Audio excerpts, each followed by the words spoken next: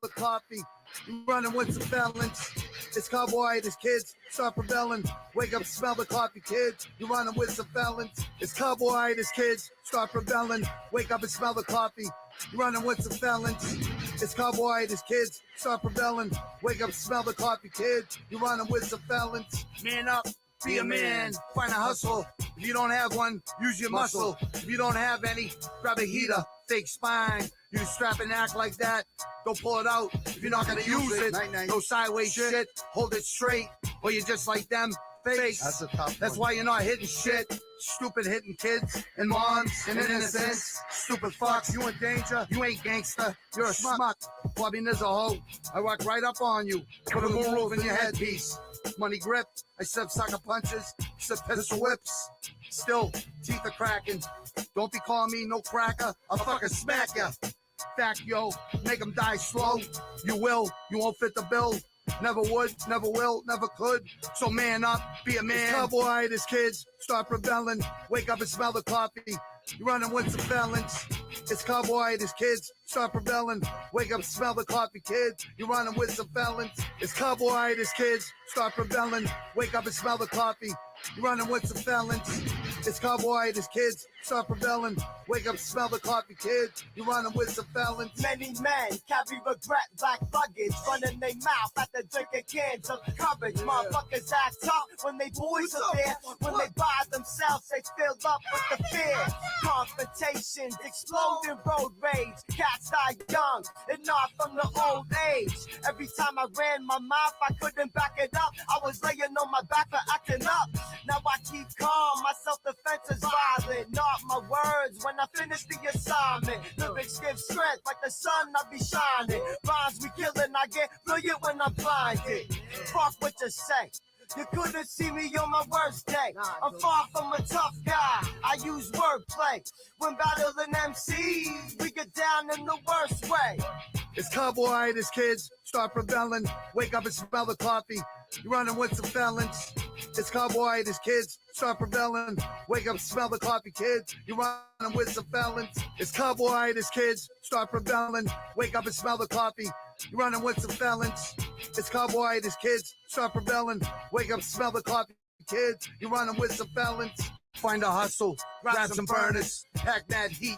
Never know who you're gonna run into on these fucking streets. Unlimited text and data, unlimited healer in a refrigerator, unlimited slice and grate ya. I'm Bobby Nizzo, and I fucking hate ya. I'm stressed out, pissed off, ready to blitz.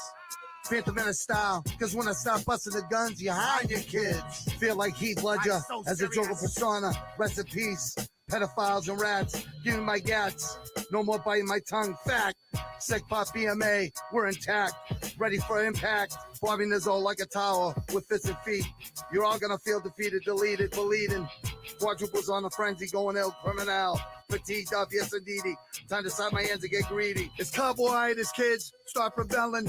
Wake up and smell the coffee. You running with some felons. It's cowboy, this kids, start rebelling. Wake up, smell the coffee, kids. You running with some felons. It's cowboy, this kids, start rebelling. Wake up and smell the coffee.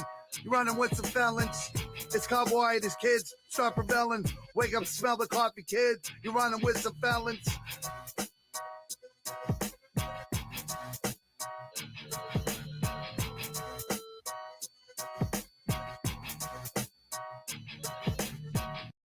Make your browser fast.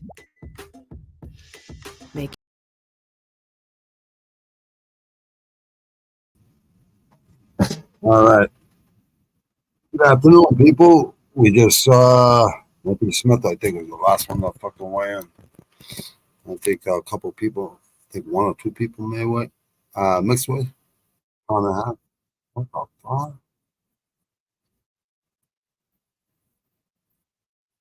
Oh.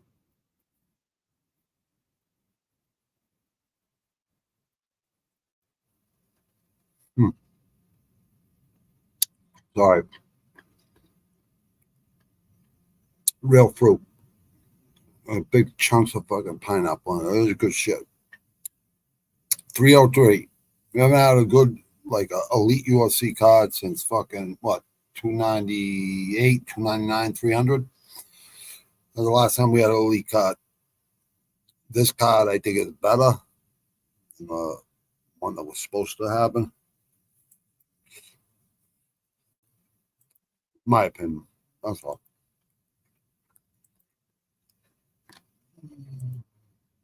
All right. Let's go. Get right to it.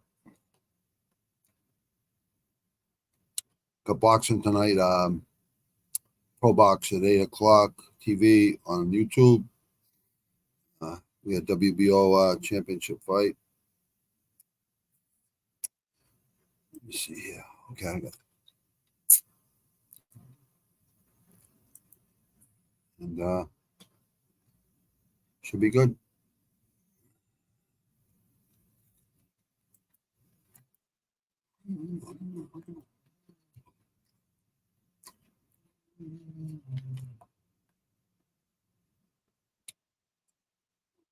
Usually, it's every other Wednesday.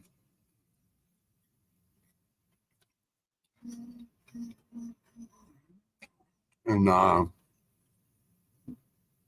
Plant City, in Tampa Bay area. But it's in Washington, D.C. tonight. A few D.C. fighters, Baltimore fighters, and a guy from Boston's fighting up there tonight too, but he's lost a lot of fights.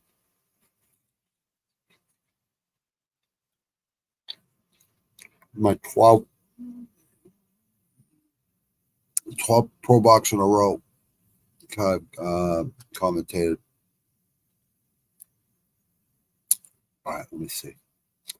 Let's just go right into it because there's no sense in let's make sure the audio's. All right, let's go away. Let's go in there. No? Okay, there we go.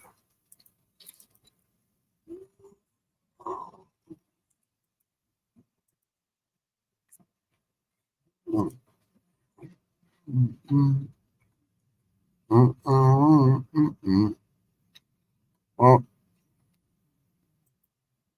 we'll go start from the bottom. Prelims. What the hell is that? Okay. Let me see if this fucking working here. Yes, it is. Okay. Cool. Look at this. Oh, shit. Let me see. Sorry about that, people. Man.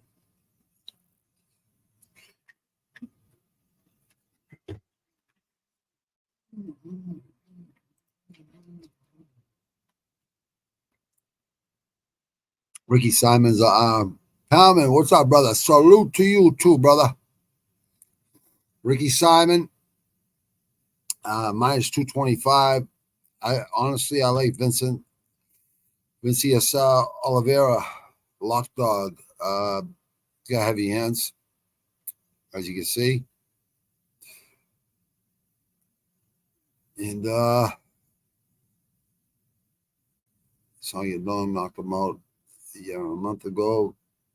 And this is what Batista was on this card. I'm pretty sure, if I remember. Beach Jack Shaw, triangle choke. I mean, Ricky Simon's a tough kid, but I don't know. I don't know what to think of short martial arts. Like, they're just like on, off, on, off, on, off. You know what I mean? 3-2 in his last 5, 2 losses in a row. I don't know. Salute to you, Palmer. You know that, brother. Yeah, I like this kid right here. This kid's got heavy hands, and he's explosive, young. You know what I mean? Half-inch reach advantage. Train out of Brazil. 65% tapology. Shout out to tapology. 65% got Simon. Oliveira, 35%. I always go against the grain. So I got Oliveira around 2 KO. Ricky Simon, I like you, dude, but I don't know. Plus 185, it's a good dog right there. And this kid's tough, man. Believe me, he's tough. That's always Ricky Simon. They're all tough. they're in there fucking in a cage. They're tough, believe me. None of these guys are scared. This fight here, Ep.166 this one, he got KO'd 6 months ago versus another Tesoro. Tesoria. I hope I'm not fucking hacking your last name, dude, but it's good to see Japanese fighters. They got the old fucking that before dishonor fucking code. I love it. I love that, but they never give up. They never tap. I love it. It's just old school mentality. Find out at Chicago, Illinois. Carlos Hernandez. I mean, I like Carlos Hernandez, but he got knocked out 6 months ago. He beat Bunda. Lost to Alan Nascimento. And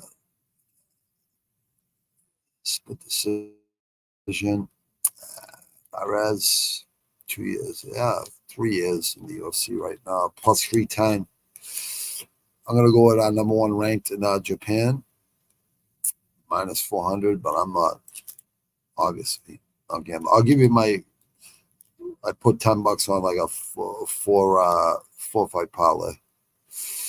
And like a $3 on the $4 parlay, which equals like $170 or something.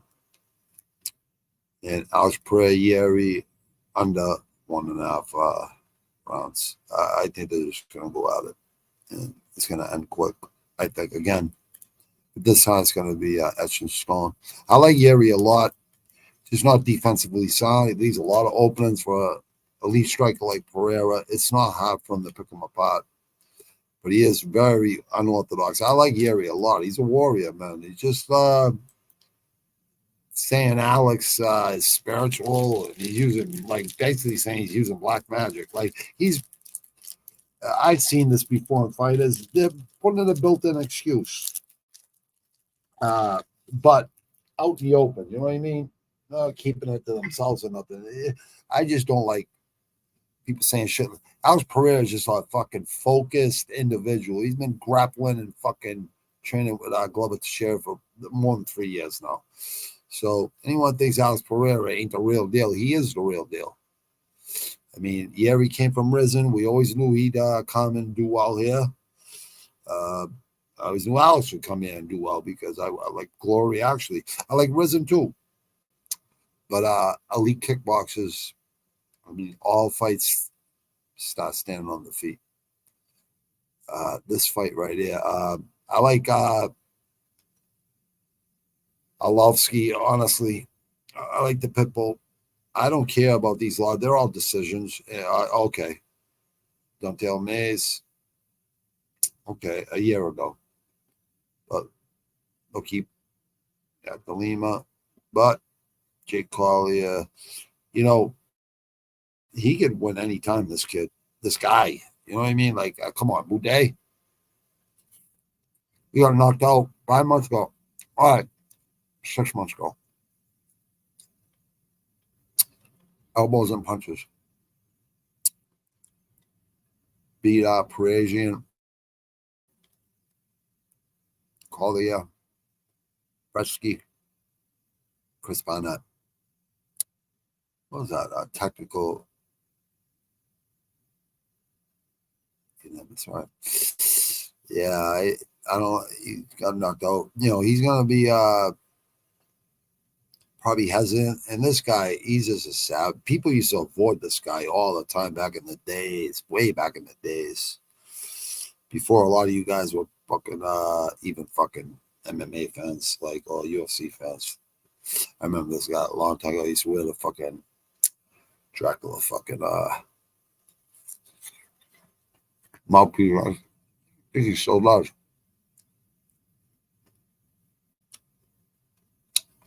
Heavyweight.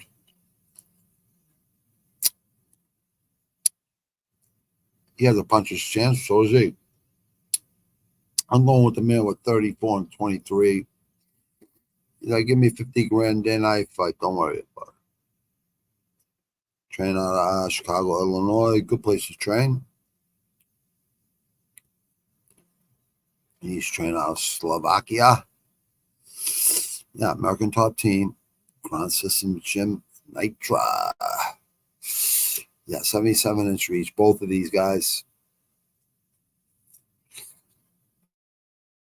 I like Andre Arlovsky a lot.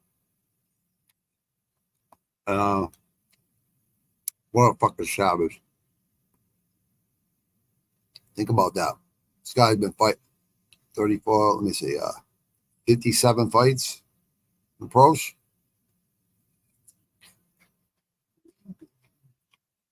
Voodoo. Yeah, Jerry? Colin? Yeah, he said voodoo. I had a friend that was nicknamed Voodoo. You know, it's a good song, Voodoo from Godsmack. You know, you ask me if I like Godsmack. I think that song, Voodoo, and like one other song I like from them, but they're from Boston, from the Boston area. Old Aerosmith, Palman, is what you want to listen to, not that new shit. Dream On, that's an old track. The one you heard on UFC, the one you were telling me about. Yeah, that's Aerosmith. But listen to old stuff, bro. You'll hear the rawness and shit, you know? They're wild dudes back in the days, man. Wild. Yeah, I'm going with Arlovsky here. I'm gonna put a fucking a submission. I never take submissions ever.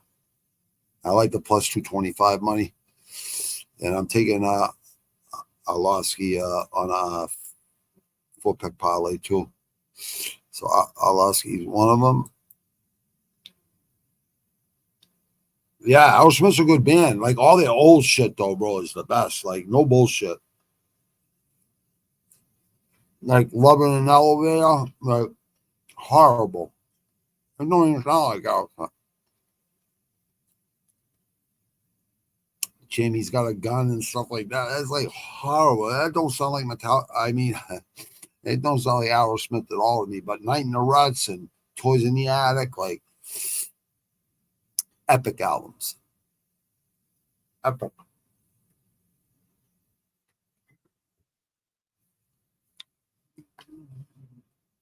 Rhythm and blues, hard rock, you know.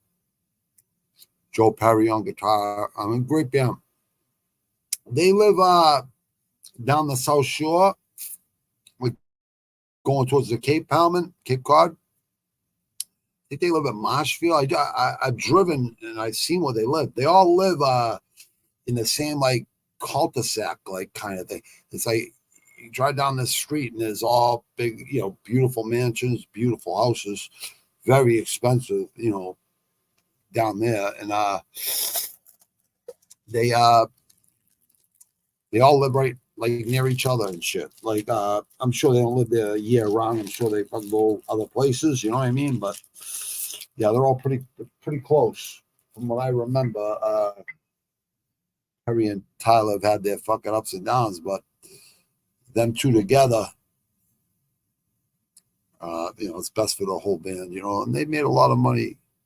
They spent a lot of money on drugs and shit like that. But when they made, you know, those kind of poppy Aerosmith songs, they made a lot of money from that. They're all, you know, Steven Tyler, Joe Perry. They're just fucking classic fucking musicians. And yeah, really good. Old Aerosmith. Let me see. Oh yeah, this fight right here. Watson Gomez, isn't she getting elected in the Hall of Fame this week? The Karate Hottie and the Savage Jillian Robinson. I have hiked with my dad. Oh, good dude. Oh, that's cool, dude. You fucking do your thing, brother. You know what I mean? Fuck, I watched some of the fights and then I couldn't get the last couple fights. So I was like, fuck it. That very rarely happens, hardly ever. You know what I mean? So it is what it is. That's good for you, Palman. I heard this stream. Hmm?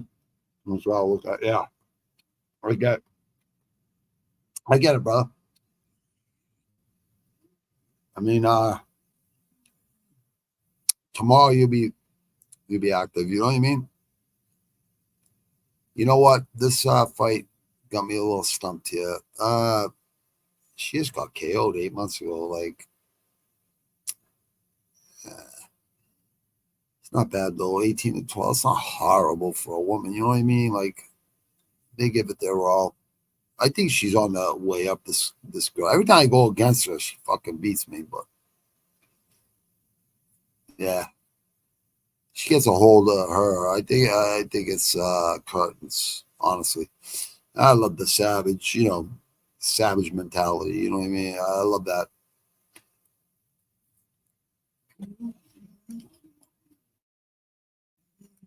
One and three to man. 13-8. Ranked better at 17th. Yeah, I'm going with Robinson. I hope I don't regret this. I'll just go with decision, even though it could probably be a fucking submission. Let me see. Peyton Talbot versus Yanis Yoramori. This one's pretty easy. This guy got a KO, TKO, body kick, fucking KO 9 months, 2 weeks ago versus Gomez, and Raza and Brave. He beat KO knee, KO, TKO takes Nowitzki. Yeah, split the decisions, and then he started like going on a few KOs, but that's brave. You know what I mean? I don't know. UAE Warriors. Yeah, he did get body kicked, knocked out 9, but that's plenty of time. From France, I know how you feel about the French. I'm pretty sure, brother. I just could cow it. Minus 1,600.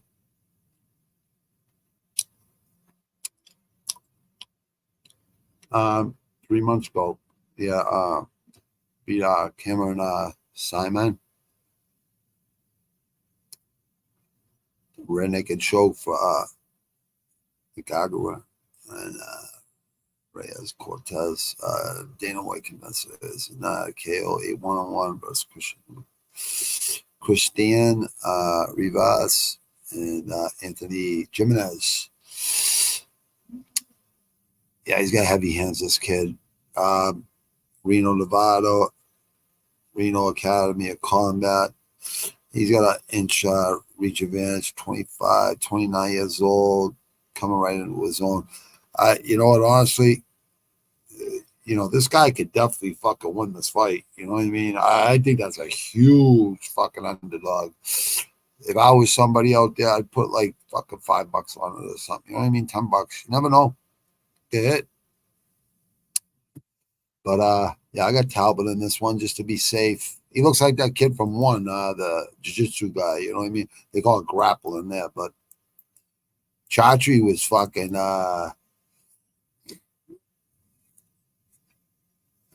laying down the law. All right. No losers. What's up, Sean? Hope everything's good, bro. Yeah, tonight. Yeah, I'm doing ProBox tonight. Yep. It's already up. It's already on YouTube and everywhere else. I'm going at like 750. So in case I got any fucking things, have 10 minutes to talk about the card and shit because it's a pretty good card. The main event's definitely really good. There's a couple other good fights too. Yeah, Lamont Roach Jr. Yeah.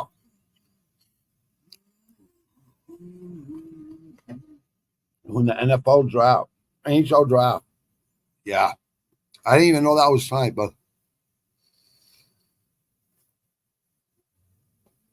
I appreciate it though, but they're good fights too. I got the Irish kid. Good underdog pick. I put like $4 on him or something like that to win 35 or something like that. I like Lamont Jr. a lot, but I don't know. He's probably expected to win this fight, but this kid from he has 0 losses. I mean, you know what I mean? Like, I think this kid might be the real deal. You know what I mean? We'll see what happens. Lamont Jr. is probably the smartest pick, but I'm always looking for underdogs. Handicap.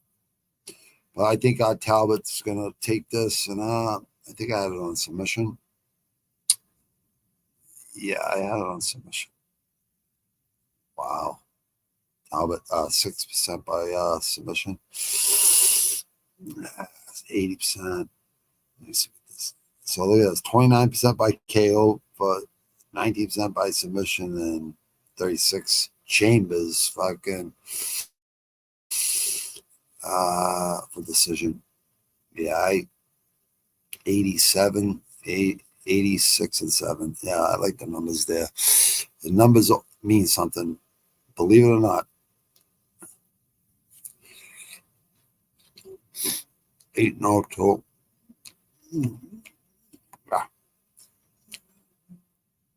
Yeah, I just like the body kick. So he's gonna know he could go to the fucking liver on this guy. We'll see what happens. The Desert Warrior. All right, he's fighting out of Reno.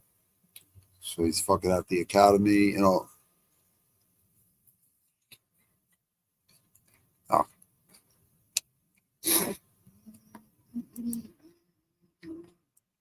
Submission, I go around, right?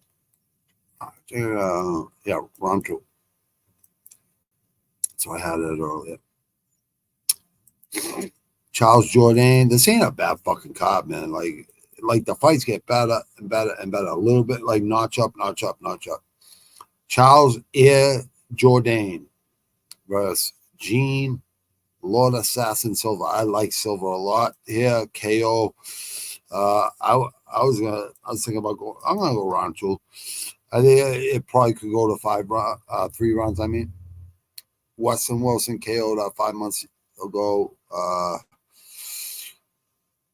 Vallejos, and then Spartacus. KO 9-9, 500 fighter, 4-0 KO, 1 punch, submission, guillotine, choke. He's got it all. 27 years old, perfect. 28 years old for Charles Jourdain.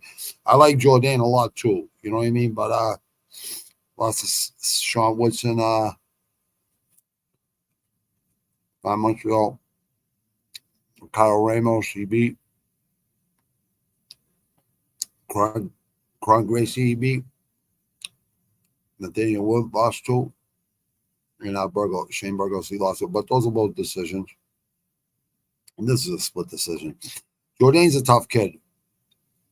I like this kid though. Like ever since like the Contender Series and like prior, I was like before he even fought in the Dan White Contender Series, I was looking at film on this kid. He just got heavy hands. He's really fucking explosive. I think this kid could be something. You know what I mean? Like good in the UFC. But Charles Jourdain, sometimes he just flows. Sometimes he does really well. But I'm gonna go with Silva here, and I'm gonna go around 3 KO.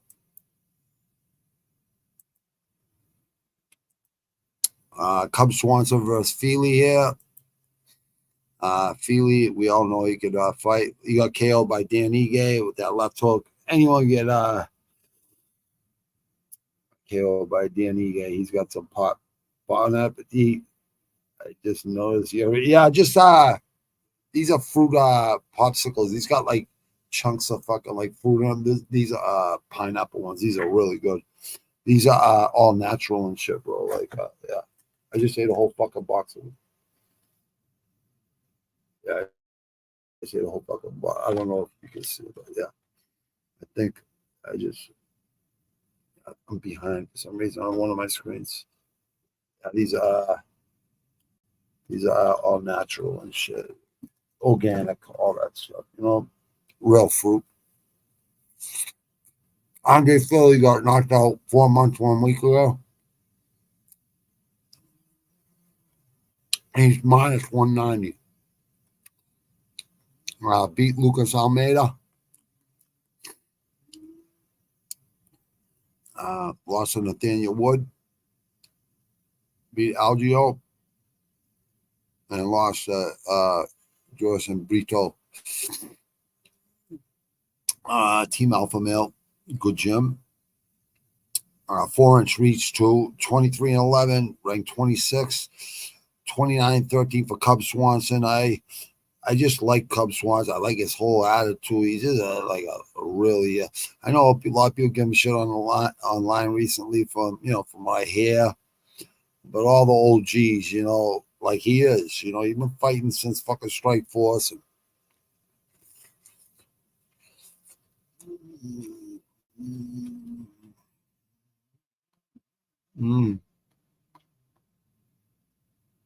I mean, when he shows up, he shows up. He beats some pretty good guys, right?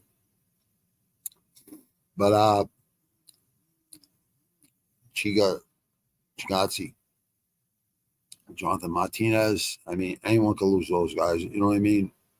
Plus 162. Cub Swanson, 40 years old, 7 months. Minus 190 for Feely. Do you think Feely's that elite? Like, lay $200? Like, I don't know, man. I don't think he's like elite. Very good. They're all very good. They wouldn't be here. But I just don't think he's elite. I think Cub Swanson wants to go out on a win and fucking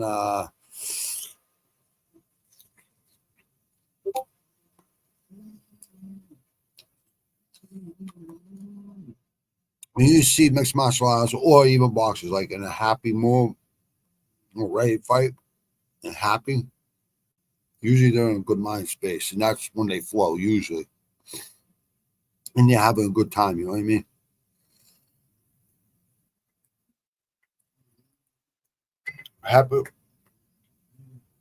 Happy fighter is a dangerous fighter. I know the age. I know people are thinking. I don't think Flea is elite. I really don't. He's 2-3 in his last 5. He's 3-2 in his last 5. And 4 months, 1 week ago, you know what I mean? My 6-month rule, you know what I mean? It's just the rule I like to live by here. But touchy-feely, yeah, we could definitely win this fight. We all know it. But Cub Swanson, I don't think is going in there to fucking just like lay down. You know what I mean? I highly fucking doubt it. I highly doubt it. I'm going round 3 KO for Cub Swanson. I think he's going to get it done too. And it's not only that, plus 160 right now. These lines can be all different tomorrow, or changed a little bit. I'm sorry.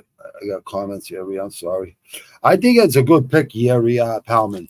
You know what? I like Yeri a lot. It's just his defense I don't like. He leaves himself wide open. He overextends a lot. You can't do that with an elite striker like fucking Alex Pereira. It's just not feasible. Like 9 out of 10 fights, yeah, Yeri can win. I mean, remember that fight versus Glover Teixeira? You know what I mean? He's a fucking animal. I mean, Yeri's legit mixed martial arts, but he all right, brother. I'll pop them up. I'll pop them up when I go into the main card. I think this is the last prelim, anyways. Alex Hughes voodoo, but he's skilled. Oh yeah, he don't need. He's just. It's just with his tribe and stuff. Alex trains year round. He's a fucking animal. And I don't know if he trains year round. I have no idea. Like, I like old Alex Smith a lot though.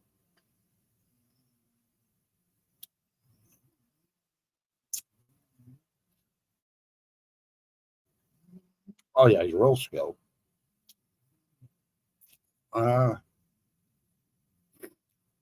It's more like a God thing, spiritual though.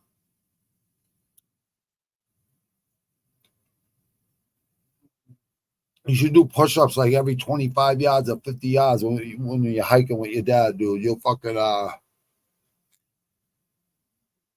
yeah, every 50 yards, brother. Make it, make it a little bit tougher on you. You know what I mean? I'm sure you get hike really easy. You know what I mean? Add some push-ups in there, it'll make it better, bro. Yeah, you get fucking shredded. Only it. Okay. Yep, I remember that. Only saw the last bit of the car. Yeah, I said, yeah. Yeah, just popsicles, bro. I just ate 6 of them. Vitamin C and it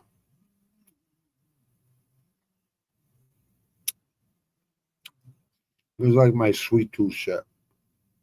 But it's all natural shit. Just popsicles with fucking real food in them. You know what I mean? As he said this week earlier, yeah, I know. Yeah, I'm definitely doing ProBox, brother. It's already set up. Yep, 8 o'clock. Yeah, I seen him say it, brother. Lamont Jr. has a good fight with that kid from Ireland. And it's for the WBO super welterweight title, I'm pretty sure. I know it's a title fight. Lamont Roach Jr. is the champion. Rudolfo, yep. Yeah, definitely, brother. Jump in, brother. Absolutely. Fucking hang out with us, bro. There'll be more people over there. I'm glad that the Timberwolves dropped the guy from Illinois. Yeah, I didn't get to watch it, but I guess the second night was the best part of the draft from what I heard. Are there any fighters who are away? I think 1 or 2. I definitely seen one that was like a pound and a half over. Ortega 155 and Lopes weighed in. Yep, for him. Yeah, both of them. Yeah, because Ortega was supposed to fight a month from now at 155. He stepped in to help, this card. So did Lopes. Duran. But he looks like Duran, but that kid can fight. If it was anyone else but fucking Ortega, I'd be taking Lopes. But Ortega beat fucking Yair Rodriguez last time he fought. Or that's as elite as it gets. You know what I mean? I mean, he's a fucking animal, Yair. Like very, very, very fucking good, I don't know. Ortega just seems like he's mentally good right now. And Lopes is what's it called?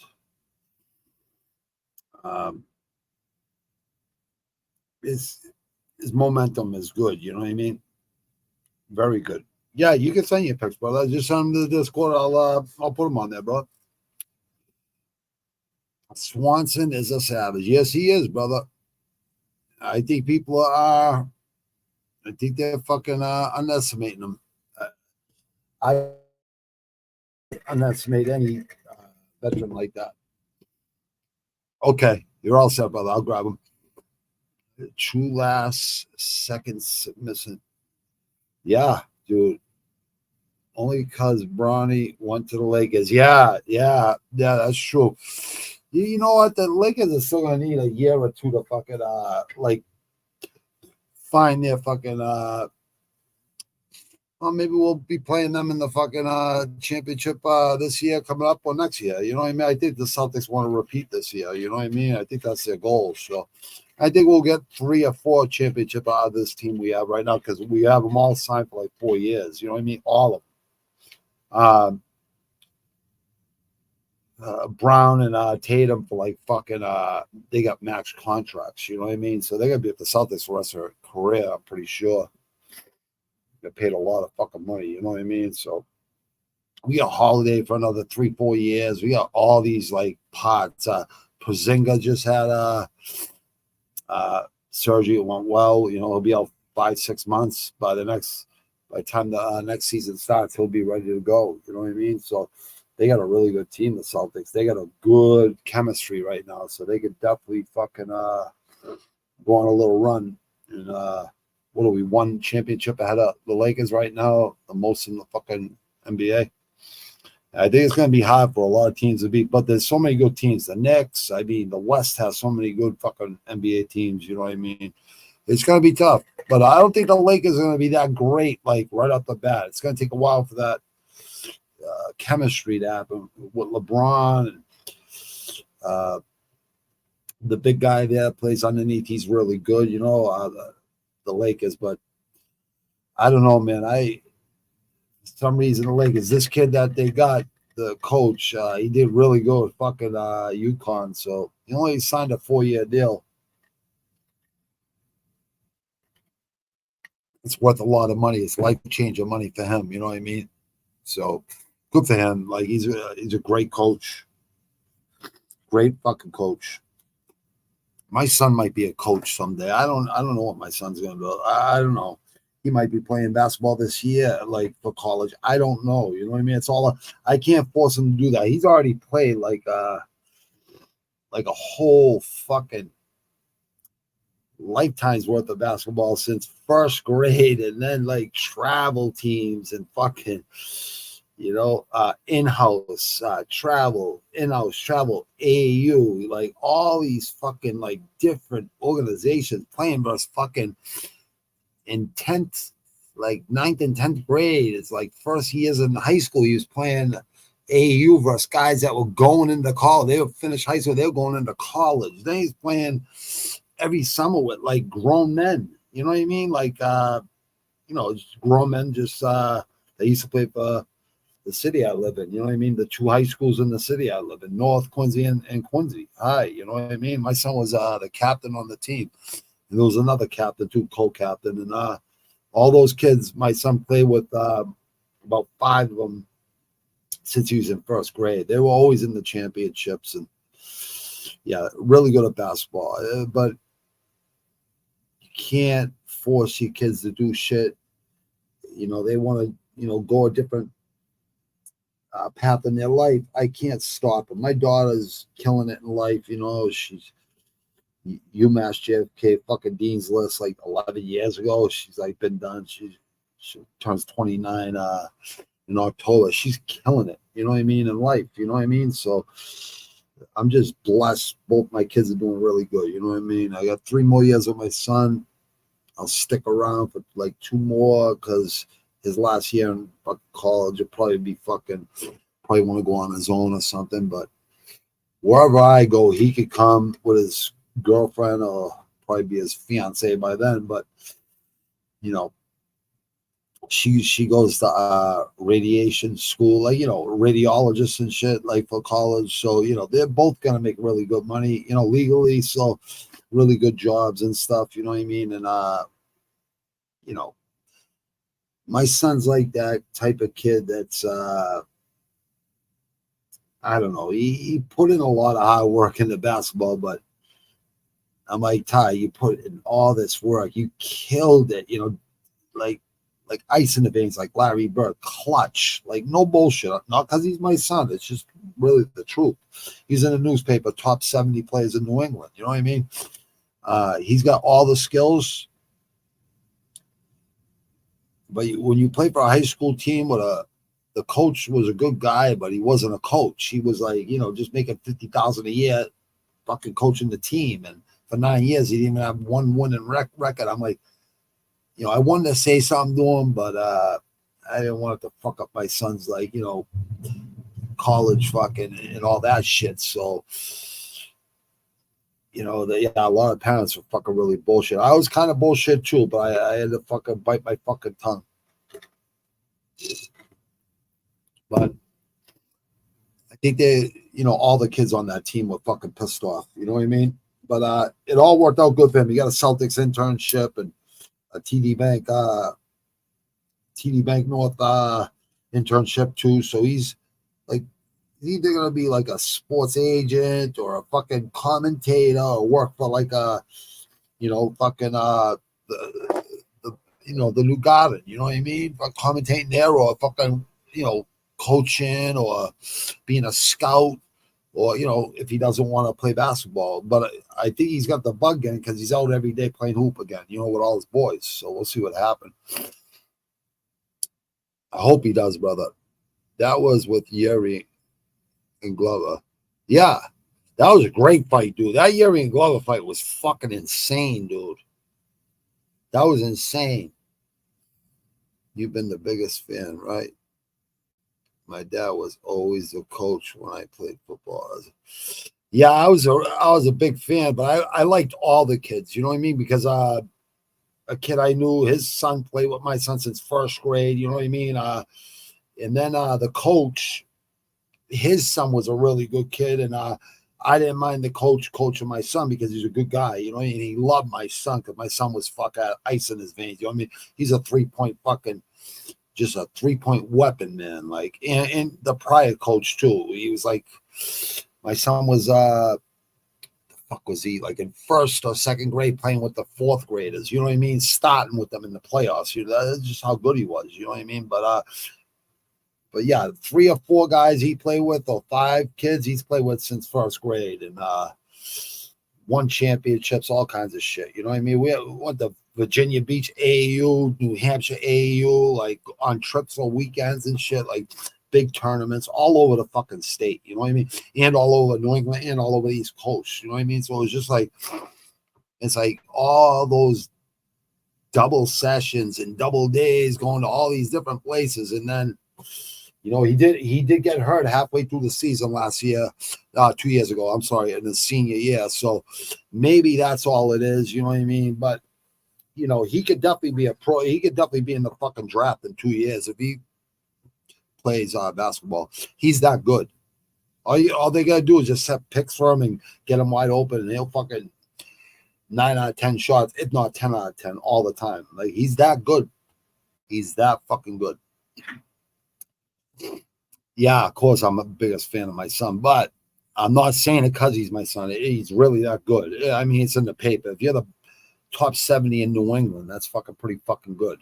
Rhode Island, Connecticut, fucking Massachusetts, New Hampshire, Vermont, and Maine are more like hockey and football. You know what I mean? But here, it's like every sport. You know what I mean?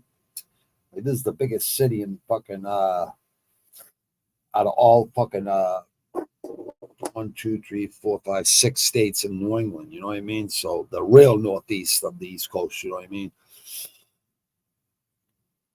He was a tough one though. Oh yeah, because you know why? Because your father was tough on you because he wanted you to be fucking like that all-out fucking savage, you know what I mean? And I can see it in you, Palman, that you have that savage in you, dude. Eyes don't lie, dude. I can tell. Like, you were definitely a fucking competitive person. I can see it in you, brother. Just like I am. I'm very competitive too, bro. My dad actually still is a football. Wow, that's wicked cool, dude. How old's your dad, Palman? I think I would get along with your father, dude. I know I get along with you. You know what I mean? If he smoked weed, that'd be cool. I'm gonna come see you someday, bro. Then I'm gonna bring you back here for a week and fucking. If you've never been to America, I'll bring you back here. I think you'll like it here, bro. Just for like a week, you know what I mean? I'm not gonna stay here from your family, and I'll just bring you back in, show you what I have going on. You know what I mean? I think you'll like what you see. He coaches a women's football team. My sister. Oh, really? That's fucking pissing, dude. So soccer, right? I know football here is football, you know what I mean? But soccer base, it should be called football actually, because that's exactly what it is. You're kicking a fucking football, dribbling with the football, with the feet. Soccer. I don't think you guys would ever call it soccer. You know what I mean? You guys just put the ball. You think Italy's gonna do good in this Euro Cup or whatever the fuck it is? Like what they won last week, right? I don't know how good they're gonna do though, bro.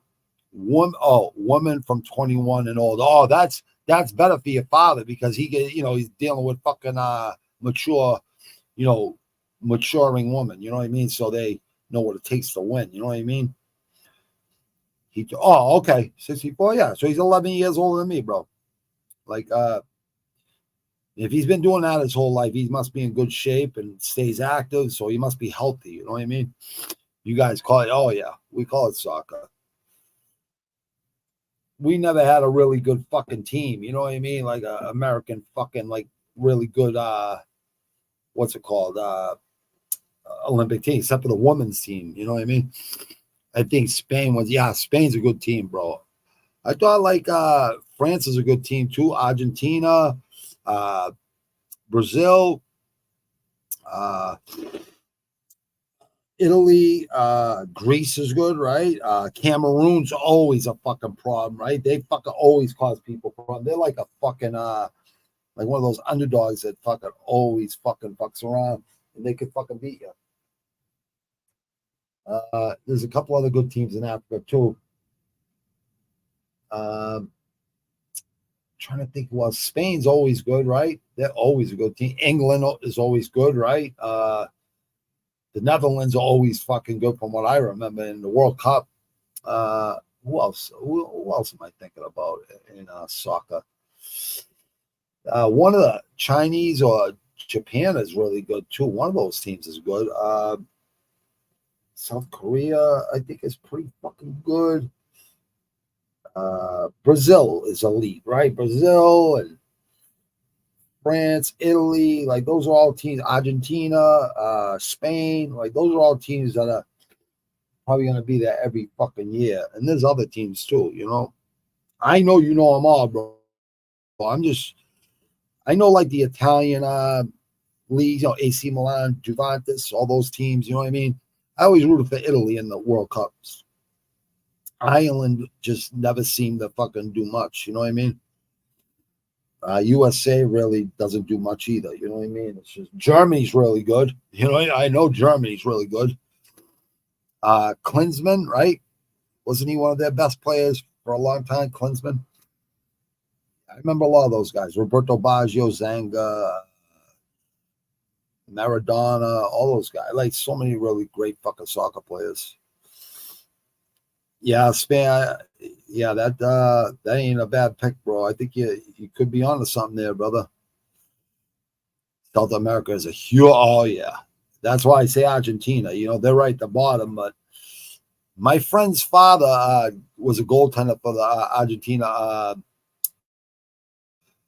What's it called? World Cup team, and he when they won the World Cup, Argentina. I think it was the late '60s because he came here from Argentina. Like in the early 70s. I played chess with him and a kid from Cambodia and another kid from the neighbor, a kid like, my color, you know what I mean? But I'm going to have them on my podcast, all three of them. And I still fucking talk to them to this day. We keep in touch. They're good kids. You know what I mean? Good dudes. You know what I mean? And we were the only four playing chess in third and fourth and fifth grade. You know what I mean? Everyone else is playing checkers. So it's just something you have with those guys that you play chess with. You're fucking deep thinking. And it's not, if you're playing chess that young, you're obviously playing it in life too. You know what I mean? So thinking man's game. You know what I mean? South America is a fucking great fucking soccer fucking history. All those teams. I'm just trying to think of who else in South America is really good. I know Argentina's good. Trying to fucking think who else, but I know there's a bunch more teams there that are really good. Yeah, because I used to watch the World Cup a lot, about every 4 years. So for 20 years, I watched it. You know what I mean? My stepfather was really into it. Still is, you know what I mean? But this kid Pfeiffer, I don't know, man. Mexico's a good team too, brother. Colombia, if they don't fucking if they miss shots and shit, they get killed and shit fucking when they get home and shit. It's fucking crazy. They take that shit fucking crazy, man. Yeah, I like Mexico too, bro. I like Mexican boxers. I like Mexican people that just period. You know what I mean? They got that hot, you know what I mean? Jack Hermanson beat Pfeiffer. I like Pfeiffer's attitude, you know what I mean? He's got a lot of fucking confidence, and that's what you need to be good. I like his don't give a fuck attitude, you know what I mean? Chris Curtis, Barrial, that fight could have went either way, but I think Barrial beat him. Eric Anders, he's a tough kid. Anders, Marquez is good, pretty good. Lost to Anthony Hernandez. A lot of people lose to him anyways. Fluffy, right? Fucking tough kid. Jordan Wright beat him. Yeah, so he's 3-2. He lost to fucking 2 really good guys, But Pfeiffer, I believe he can fucking do it, man. You know what I mean? He's got them heavy hands. Yeah, I don't think, I'm going to take Pfeiffer right now, but if he lets me down here, I'm not going to take him again. And when it's just certain fighters I never forget. You know what I mean? I think Barrial's a good pick too. Honestly, I really do. I don't think you go wrong with either one of these guys. I would probably take Barrial if I was, if I was betting money and shit. I'd probably take Barrial. The plus money, 34-27. He's got that fucking 1-inch reach advantage. I think Pfeiffer, I like his fucking AKA body bags. Power bar. Yeah, I think he's got this.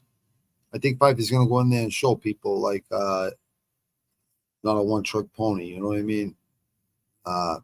Ozzy Diaz. Yeah, he's got all KOs. And he's good on the ground too with jiu-jitsu. Joe Piper will get tired. You know what? Yeah, but he's been working on his cardio and stuff, and he was sick going into the last fight. He said when he was on the Joe Rogan podcast, he was sick. Wasn't training that. He had like that month. I had that month thing, so I know exactly what the fuck he's talking about. And I never get sick, so when I had it, I was like, oh. I still got some fucking like stuffed up nose and shit. Like I haven't felt good, but I still fucking do what I gotta do. I still train. I still do what I gotta do. You know what I mean? I got a lot of shit going on in my life right now. Good things, you know what I mean, but a few bad things too, like with my fucking family and shit. I gotta fucking always fucking step up and fucking help them, which I don't mind, but I wish my brother and sister would fucking do something. You know what I mean? But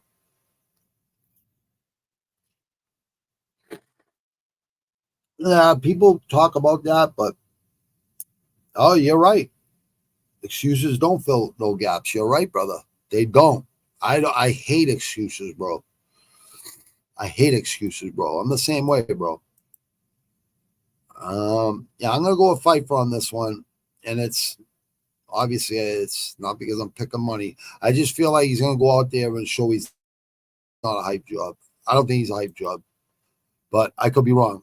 I took MVP on this. This is my 4-pick parlay. I got Arlovsky. I got Michael Venom Page. I think he's gonna teach Gary a lesson. That's just my honest opinion. Let's see. Yeah, I'm gonna go second round. I think he'll figure him out within 2 rounds. It might even be first round.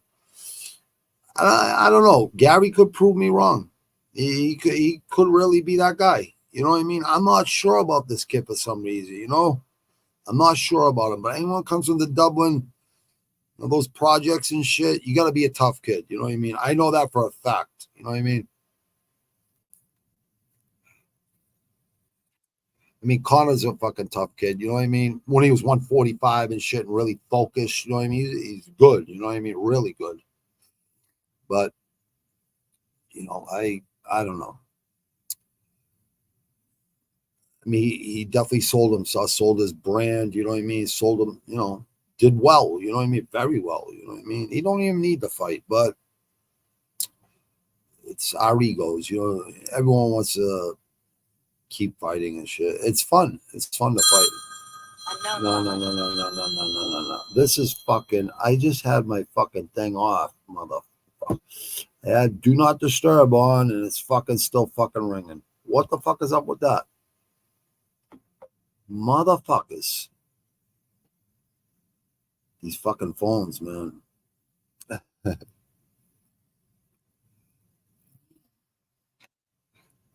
Don't do what, bro? No, dude. I think he's fine, dude. He looked good too. You know what I mean? I don't know. We'll find out. We'll find out tomorrow. Garrett talks. Yeah, I know, bro. And he says, no, I'm not trying to be Conor McGregor. I'm not trying to be Conor McGregor. Yeah, you are, dude. Yeah, you fucking are. And there's nothing wrong with being inspired by, you know, Conor. You come from the same place. You know what I mean? There's nothing wrong with that. You know what I mean? It's just, we all seen what happened with Conor talk shit to the wrong motherfuckers, right? And we all seen what fucking happened. Anytime he meets resistance, he fucking folds. You know what I mean? So, you know, I don't know. If he would have stayed at 145, he might have been a fucking champ for a lot longer. You know what I mean? Because of his speed and his fight IQ. You know what I mean? Like, you know, striking and stuff. But 145 it's not as hot as it is with 155. You know what I mean? And I think he's fast enough and had enough power in that left and, you know, the push kicks and he's a real mixed martial arts, but he could throw his hands like a boxer, you know what I mean? And he could, his good fucking takedown defense, you know, good footwork, you know, fundamentals and technique, you know what I mean? You know, I definitely don't shit on what he did because he did a lot of good shit at 145 and then moved up to 155 and did everything he said he was going to do, you know what I mean? Except Khabib. Tomorrow night, I'm going to smash your boy. I knew he was going to fucking smash him. I just knew it. Garrett Toss. Yeah, I agree with that, brother. I really agree with you, Palman. But if he wins this fight versus MVP, who's an elite striker, but he needs room to strike, you know what I mean? We've seen him lose the fucking BKFC versus Mike Perry, you know what I mean? It's just because he couldn't use his legs, you know what I mean? MVP, I never liked MVP back in the days in Bellator with the Pokemon shit and everything. I'm like, what the fuck is this guy doing? What's this kid, a little kid or something? Like, what's he doing? But I just think he's a fucking smart dude, man. He's very high IQ, you know, high level striker.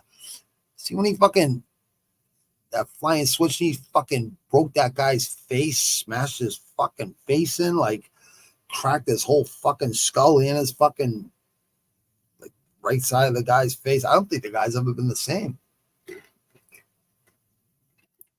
He's done that to a lot of really good fucking Bellator fighters, champions, and guys in the like top 1 and 2 and 3 in each division. They all can hang in the UFC.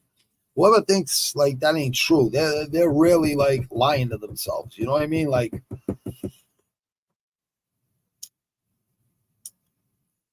what man doesn't want to be himself?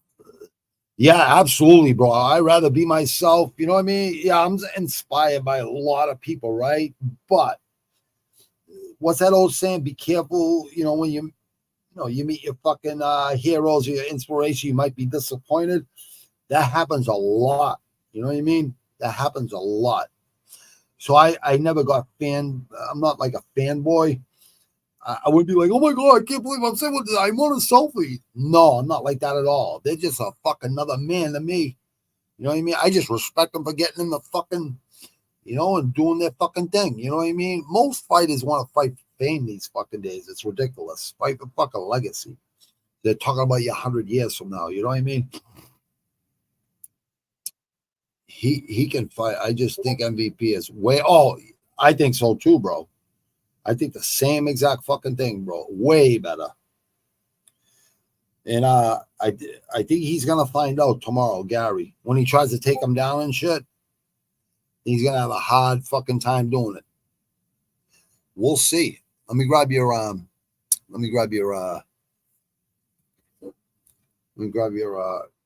picks, bro.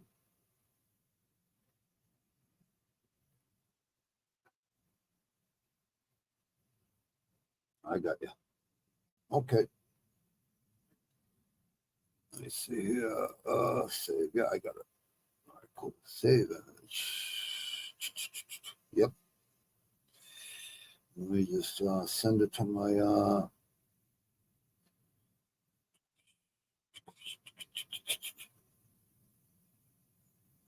Yep, I got you here, bro. Okay, we're good. Let's see. Yep.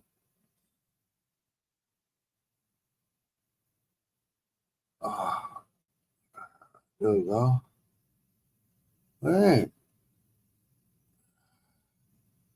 Okay.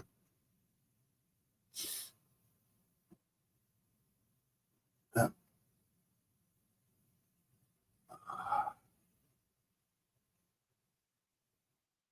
Okay. Oh, okay, I got it. Sending. Come on, you gonna send? Come on, email. Send email. Done. Nice. All right, cool. Now I gotta just dig it up. It'll take 1 second. I got you, brother. And plus, I want to see your pics anyways. I'm sure other people would like to see them too. It's better when people see other people's pics too. You know what I mean? Sean, you want to put your pics in there? You're more than welcome to, bro. Let me see. Okay, yeah. I know where it is. I got it right here.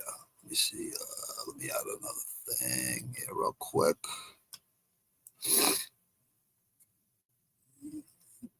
There we go. Boom. Dun, dun, dun, dun, dun, dun. Dun, dun, dun, dun, dun. What the fuck is going on here? Oh, there we go. Boom. Boom. Okay. Yeah. Okay. Okay. And then boom. Save the photos. Okay. Cool. All right. Now I can do this.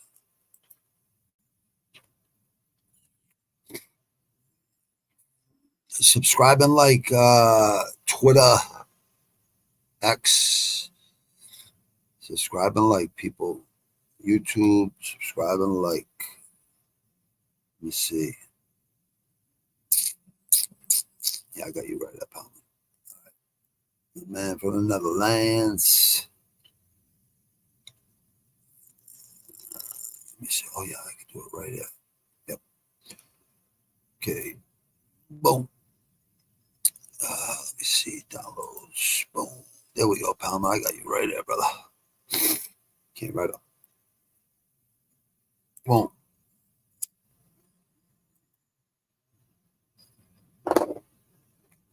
So you got Prohaska. I think that's a smart pick, bro. Even though he's not defensively sound. But he kind of is, though. But not with an elite striker like Alex Pereira. All he needs is one spot. You make one fucking mistake, and boom, he's on it. Lopes. You got Lopes. I like Lopes too, dude. Smith. Yeah, Anthony Smith. I mean, he proved himself last time, right? He had a lot of fights too. Chason. I like Chason too. Chason. Pay MVP. Round one, huh? I got round two. I can see round one. Barriol. Swanson. Silva. Yeah, I like these picks. Talbot, Robinson, Arlovsky, yeah. Hernandez, Oliveira. We got almost a lot of the same picks except up here.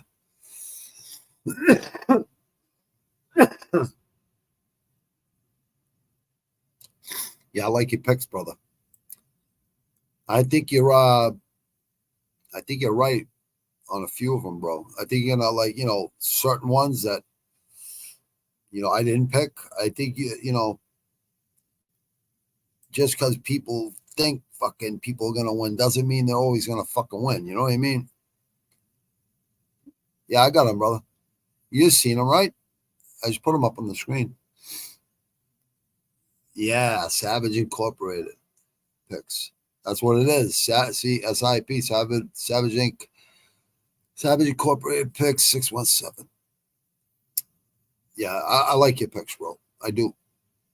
Honestly, like they get smart going with fucking. What the fuck happened? I know what happened. Boom. There we go. All right. So let me see. Pfeiffer. So what do I got him? A KO round 3. Okay. Yeah, I got MVP. I got round 2 because I figure he'll faint a lot in the first round, get him biting, you know what I mean? Because he's a counter puncher, MVP. And he's kind of fucking knee fucking kicks. He's kind of like a fucking point karate fighter, but he's got that fucking power and he's got fights with bad intentions.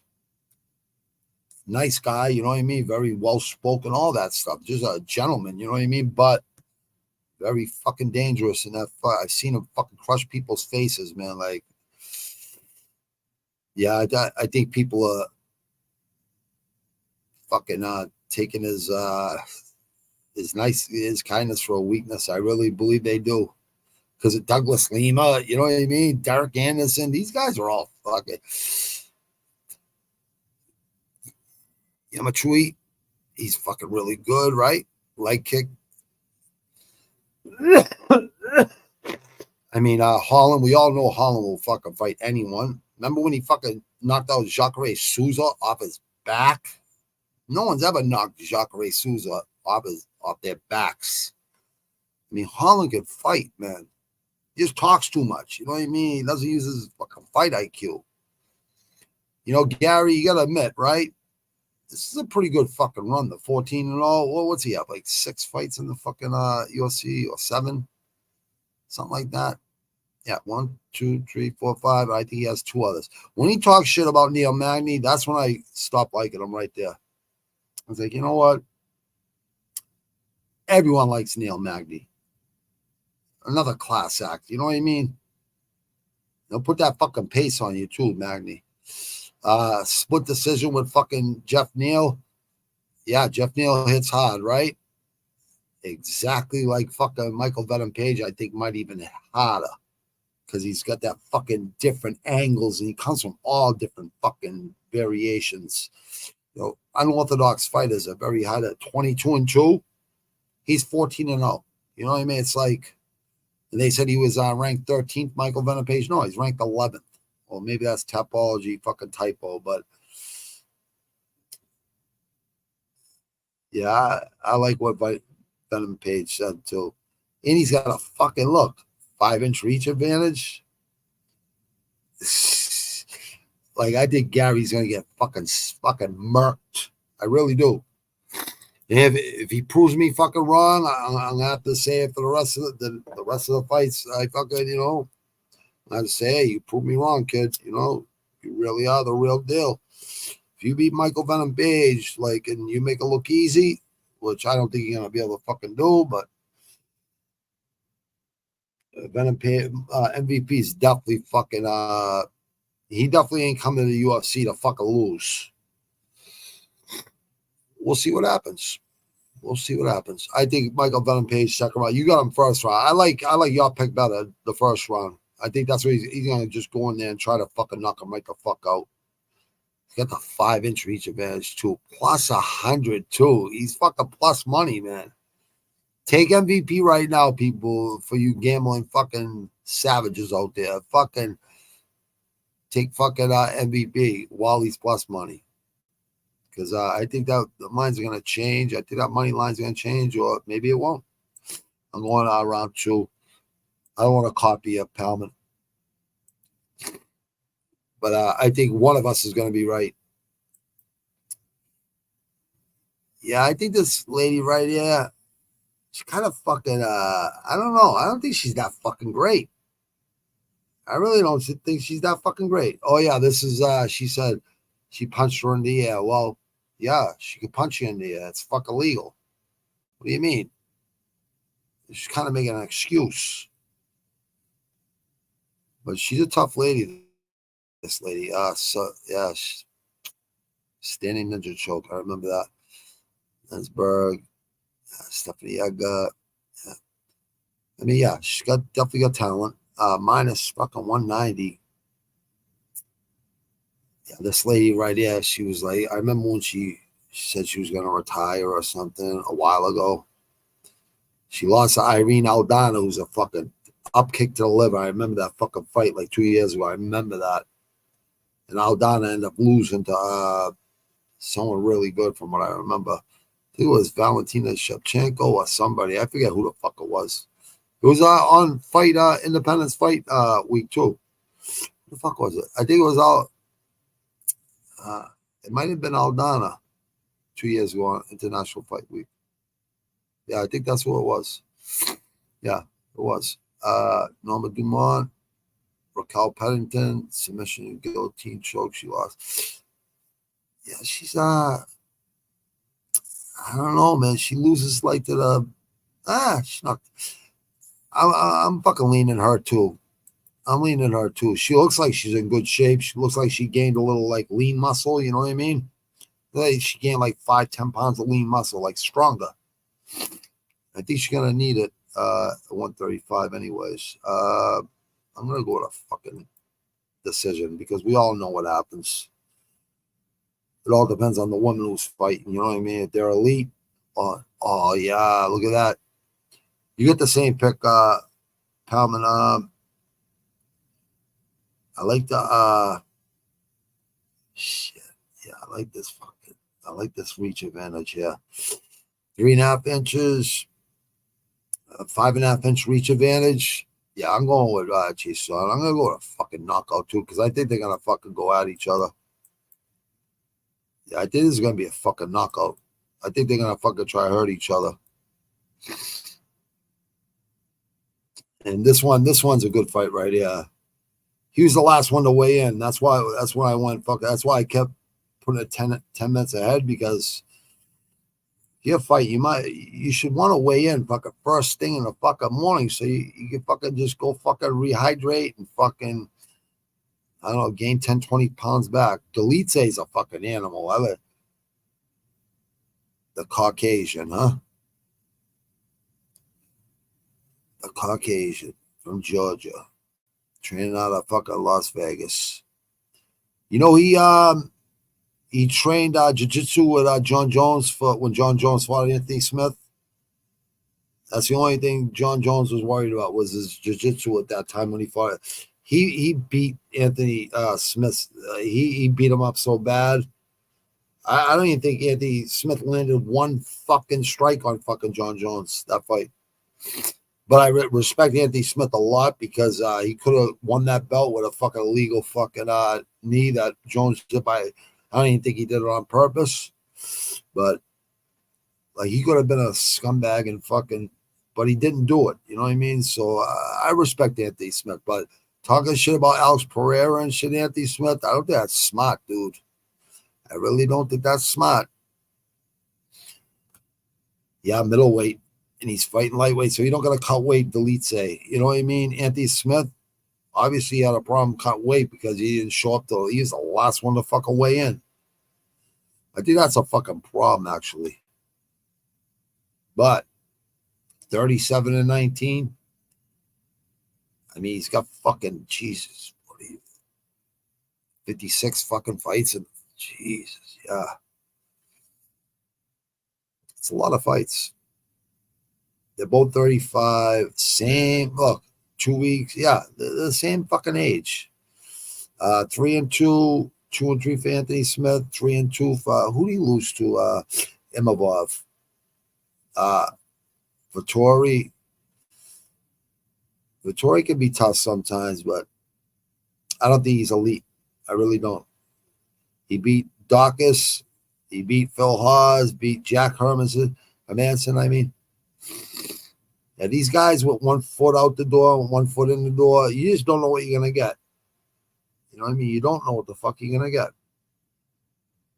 Ryan Spann, I remember that. You remember my name? You remember my name now? Yeah. Yeah, I like Anthony Smith. I don't think he's a bad guy at all. I just don't think he's like that fast. You know what I mean? His speed ain't that great. You know what I mean? But this last fight right here, when he put that guy in a guillotine choke, like no one's seen that coming. I didn't even see that fucking coming. But I know he could. I know he's good at Brazilian Jiu-Jitsu, and I know he trains with some pretty fucking good fighters. So I know he's always down to fight. You know what I mean? But I'm gonna go with Delete here, only because I think he's got the ground game. You know what I mean? So he can definitely hang with Anthony Smith on the ground with jiu-jitsu.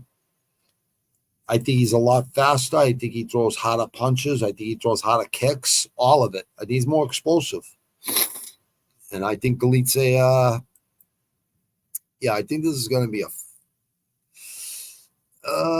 know what? I'll go with a fucking decision because John Jones beat the snot out of Anthony Smith and he didn't quit. You know, what Anthony Smith doesn't do is quit that easily. All right, Brian Ortega. Here's the thing, okay? Here's the thing. I like Lopes, Duran. I like this kid. And he doesn't look like a fighter, but this kid can fucking fight. I usually take him, but look, Yair Rodriguez, fucking Ortega fucking beat him. Ortega got fucking Volkanovski and fucking 2 submissions. And he had him tight too. Usually shuts people down with those fucking his 2 best submissions. Remember Volkanovski got out of him and started pounding the shit out of Ortega? Well, Ortega was going through a lot of shit with like divorce and separation with his, he had a couple wives that he didn't work out with and shit. He just seems to be in a good space mentally, and I remember listening to his trainer talk a couple weeks ago. I seen him training, and he was talking about how good he's looked recently. And I know he's not going to say he looks horrible and other, but the guy definitely wasn't lying. You could tell, you know what I mean, when they're lying. He wasn't lying. I could just tell the way he's fucking. He's a tough kid, man. Ortega. And, if you beat fucking Yair Rodriguez, you're a fucking problem. Because that guy's a fucking problem. Yair. He's going to be a problem. He's only going to get better and better and better. But this guy, man, look at all these wins. Like, in this fight right here, what did he take down a week's notice? Even though I don't think that's a big fucking deal. You're a professional fucking mixed match. You should always be ready to fight. If you're not fucking trained or whatever, run 3 days a week. So when you do get that fucking early notice call and a week or 2 to fight, you can fucking go lose that weight really fast and your fucking cardio is good. You know what I mean? And if you're a fucking pro fighter, that's what you need to do. And this kid's just got a good attitude. You know what I mean? He's fucking tough too. He's got good fucking hands. But Ortega is not a walk in the fucking park for anybody. I don't care what anyone thinks. That fight with fucking Volkanovski, that was a fucking good fight. For both of them, you know what I mean? It was a good fight. And I know Ortega, I know Volkanovski respected Ortega after that fight. I know he didn't respect him prior to the fight. I know he respected him after.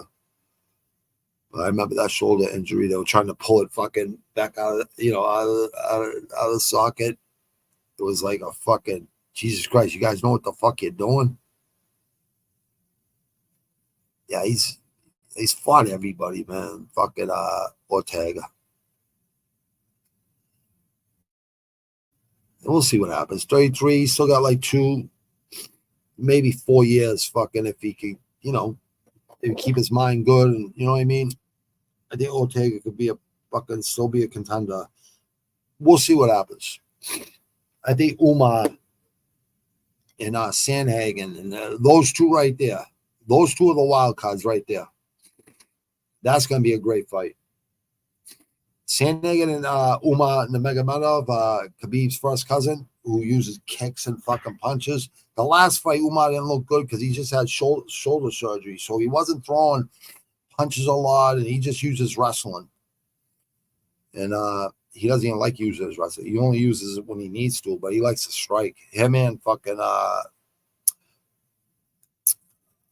what's his fucking brother, Usman, who's lightweight champion in Bellator. I hope he comes to the UFC. But if you beat Yair Rodriguez 2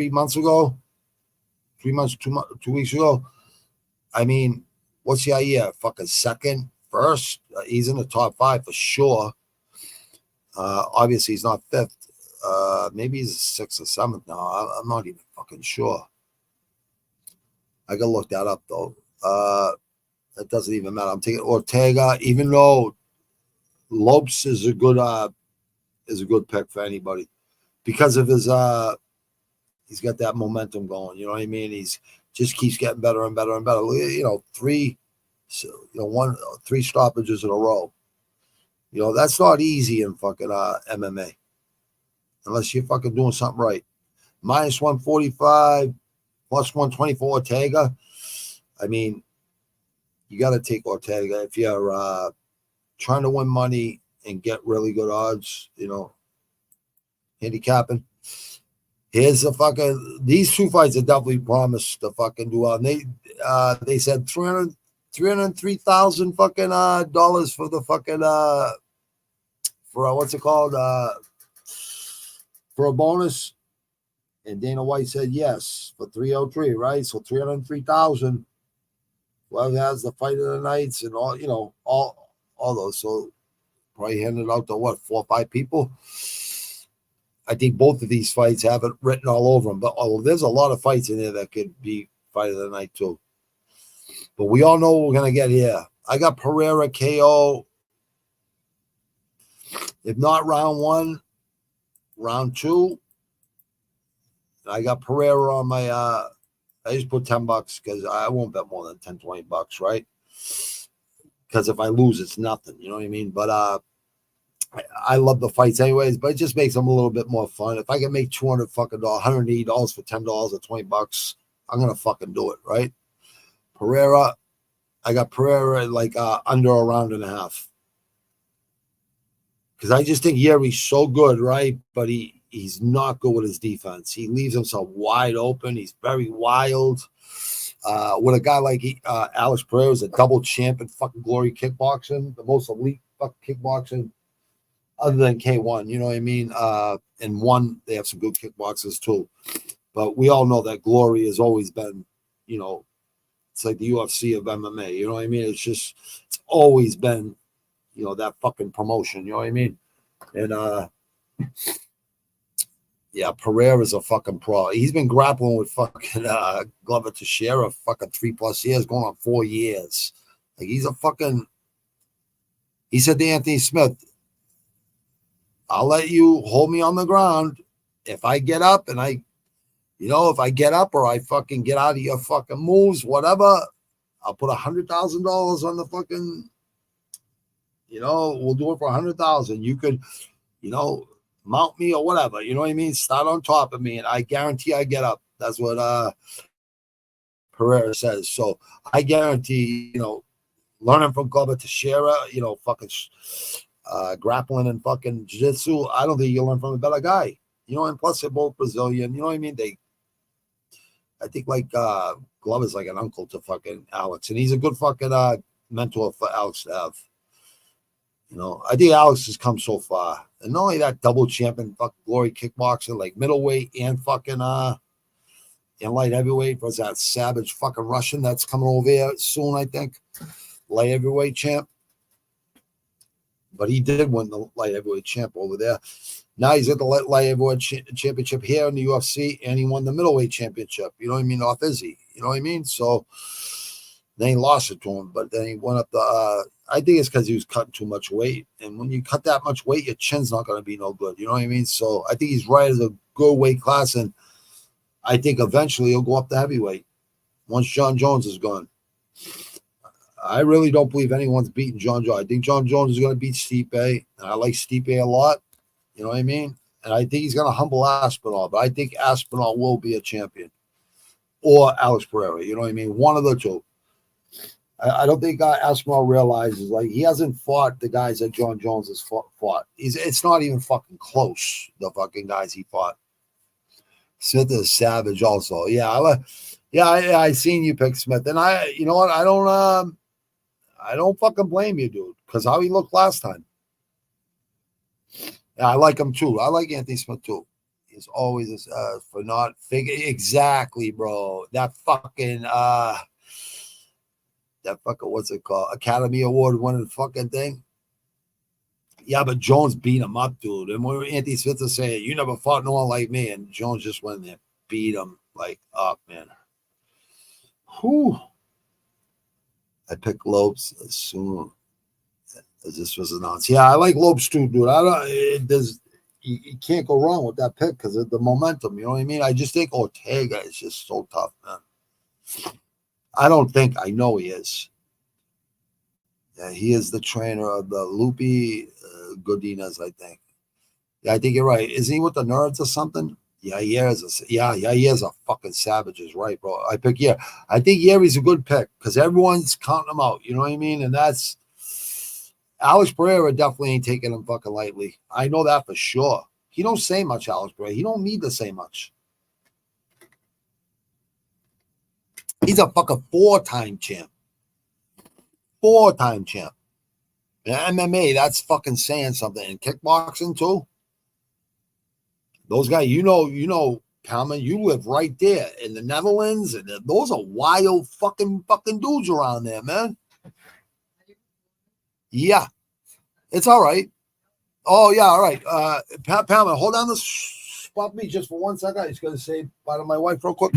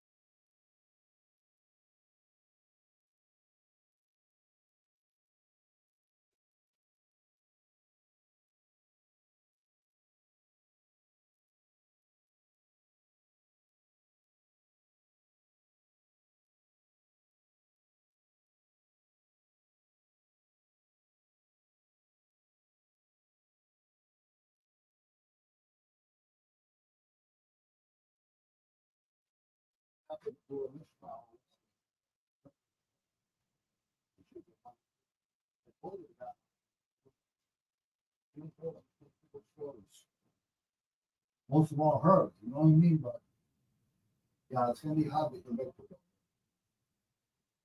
Yeah. I love you. All right, be careful. Thanks, Palman. Holding it down, my man. All right. Don't care how you think about Smith. No, dude, I like Smith, bro. I really do, dude. When he fought John Jones, it didn't fucking take the easy way out. I respect him right there, period. And not only that, he's very humble, you know what I mean? And he has a lot of humility, you know what I mean? So in Bisping, wouldn't pick Anthony Smith if he wasn't a good dude outside the ring, you know what I mean? I think he's just a stand-up guy, you know what I mean? A good guy too, you know what I mean? And listen, in his day, he's fucking pretty tough, you know what I mean? Like, I just don't think he's as good as he used to be, because he's I think I don't know, maybe he's trying to prove something that he is that good, you know what I mean? But he's not talking about titles no more, you know what I mean? That's what was fucking pushing him for a long time, you know what I mean? He's like, I want one more shot at that title. And he deserves a shot at the title. But I don't know, man, that thing with Alex Pereira, bro, he's willing to put 100,000 on the thing, guaranteeing he can't hold him down, and he's good. You know what I mean? I mean, Anthony Smith is good at BJJ. We all know that that's his fucking specialty. You know what I mean? He wasn't talking about you, Grant. He was talking about people in general that always hating on Smith. Oh, absolutely. I don't hate him, dude. I like Smith. I think he's a fucking class act. I just think when you're halfway in the door and halfway out, but he does have kids and a wife. You know what I mean? So, like, you know, he does a good job at what's it called? Commentating and stuff. He knows the game enough, you know what I mean? He's fought enough in the UFC, fought enough in LFA, all these places, you know what I mean? He's fought enough, you know what I mean? Didn't he fight Strikeforce? Yeah, he fought Strikeforce too. He fought at a lot of places, you know what I mean? I just think he's a class act. This fight, I think you're smart taking Yeri, bro, because that fight with fucking Glover Teixeira, he fucking tapped Glover Teixeira, like fucking 10 seconds left? The last second, that was a fucking war, that fucking fight, man. That was one of the best fights I ever fucking seen, dude. Who did, Glover won the fucking belt versus Jan, Polish Power. I remember he choked him out. He didn't even choke him out. He just at his fucking, he would have broke his jaw if he didn't tap, you know what I mean? Because that's what happens. We got it right there. Same thing with Conor. Khabib had on Conor. Same exact fucking idea. But yeah, I gotta go with Pereira because he's just elite. He's elite, and we haven't even seen Pereira one time in the UFC fucking do a flying switch knee and fucking put when he was jumping, pulled the guy's fucking head down to his knee and fucking out cold. Knocked Sean Strickland out fucking cold. And hit him 2 more times while he was fucking unconscious going down. Like, I don't know. It's like Yeri's so wild and shit, like, and so unorthodox. But so is Alex. Alex is more technical and stuff, but he's a counter puncher, Alex Pereira. You know what I mean? They'll just hunt you down. Hill wants fucking Pereira again. I don't know, Hill. Hill's a tough kid, but I don't know, Hill, man. I think Pereira's just that fucking good in the mindset, and he trains so fucking hard. I think he's just so focused, and he has a great mentor. I just think he's that good. We always knew he was that. Me and Jay used to talk about this all the time. Pereira's coming, and he's gonna be the Izzy killer, and we called it right. And we said Yeri was coming, and he was gonna be a fucking problem, and we were right. He won the belt. And then he gave it up when he fucking hurt his shoulder, so he wouldn't hold up the division. Guy's a fucking class act. Both of these guys are warriors. Dana should be thanking both of them. And I bet you Dana took care of them on the side. You know what I mean? I guarantee he already fucking did. I guarantee it. Because they saved this fucking card. And we know what we're going to get with both these guys. They always give it 120 fucking percent. These guys are fucking both savages. I think they're the two best fucking light heavyweights in the division. And Hill and there's a few good ones. It's just not as deep as it used to be. Unless he got Izzy to move up to 205 too, because Pereira ain't going down to 185 ever again. He shouldn't, because that's when his chin's bad.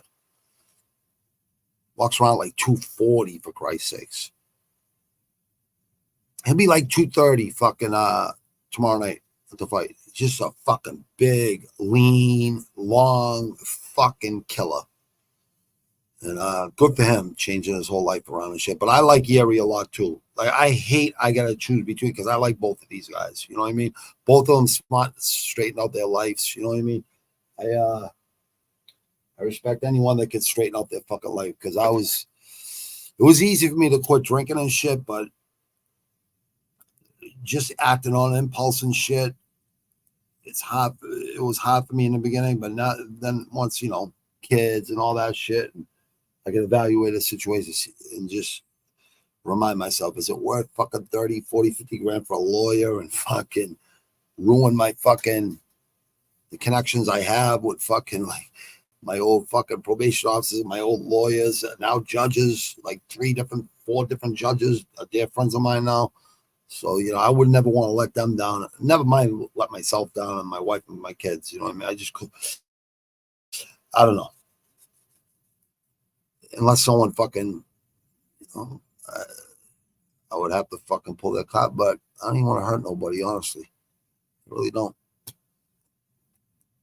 But I promise if I have to go there, like, I'm gonna have to hurt them really fucking bad because I know they're gonna tell. I know they're gonna need some plastic surgery or something. They're gonna have to fucking fix their eye socket or something. They'd be sipping out of a straw or something. I don't know. Something bad. Definitely. I don't train every day to fucking the bodybuilding. I train to fight. So endurance, fuck cardio, all that shit. Like all of it. I'm up earlier than most fucking people training. Yeah, look at this. Look at them. Both got 80-inch reach advantage. Palman, you might be on to something, brother. I think you're on to something, brother. I really do. I would not be surprised if you win this fucking win this bet. I would not be surprised. Anyone who's taking Yeri, I think you're smart. I really fucking do. I think it's a fucking smart fucking pick. They're both 4-1 in their last 5. We know who he lost to, Izzy. That's it. But he beat Izzy, what? One time in the UFC, right? Took his belt. And then Izzy took his belt back. And then he moved up the light heavyweight. And he beat Jan. You know what I mean? And then beat Yeri and he beat fucking Hill. Remember? Put his hand like this with Herb Dean. No, I'm good. But he should have stopped that fucking fight for a minute or 30 seconds because he did move in closer before he put his hand on Herb Dean and said, no, I'm good. Because he did look at Herb Dean after he got kicked there and said, hey, so why do you even do that? You know why? To move in one step closer because he's fucking smart. But Hill, I know you're a tough kid, bro, but it's like this guy's made out of petrified fucking wood. When he fucking hits you, I know how hard I hit. And I'm not being conceited either. I hit really hard with both hands. So I know how it is to have that power in your fucking hands and your feet, explosiveness.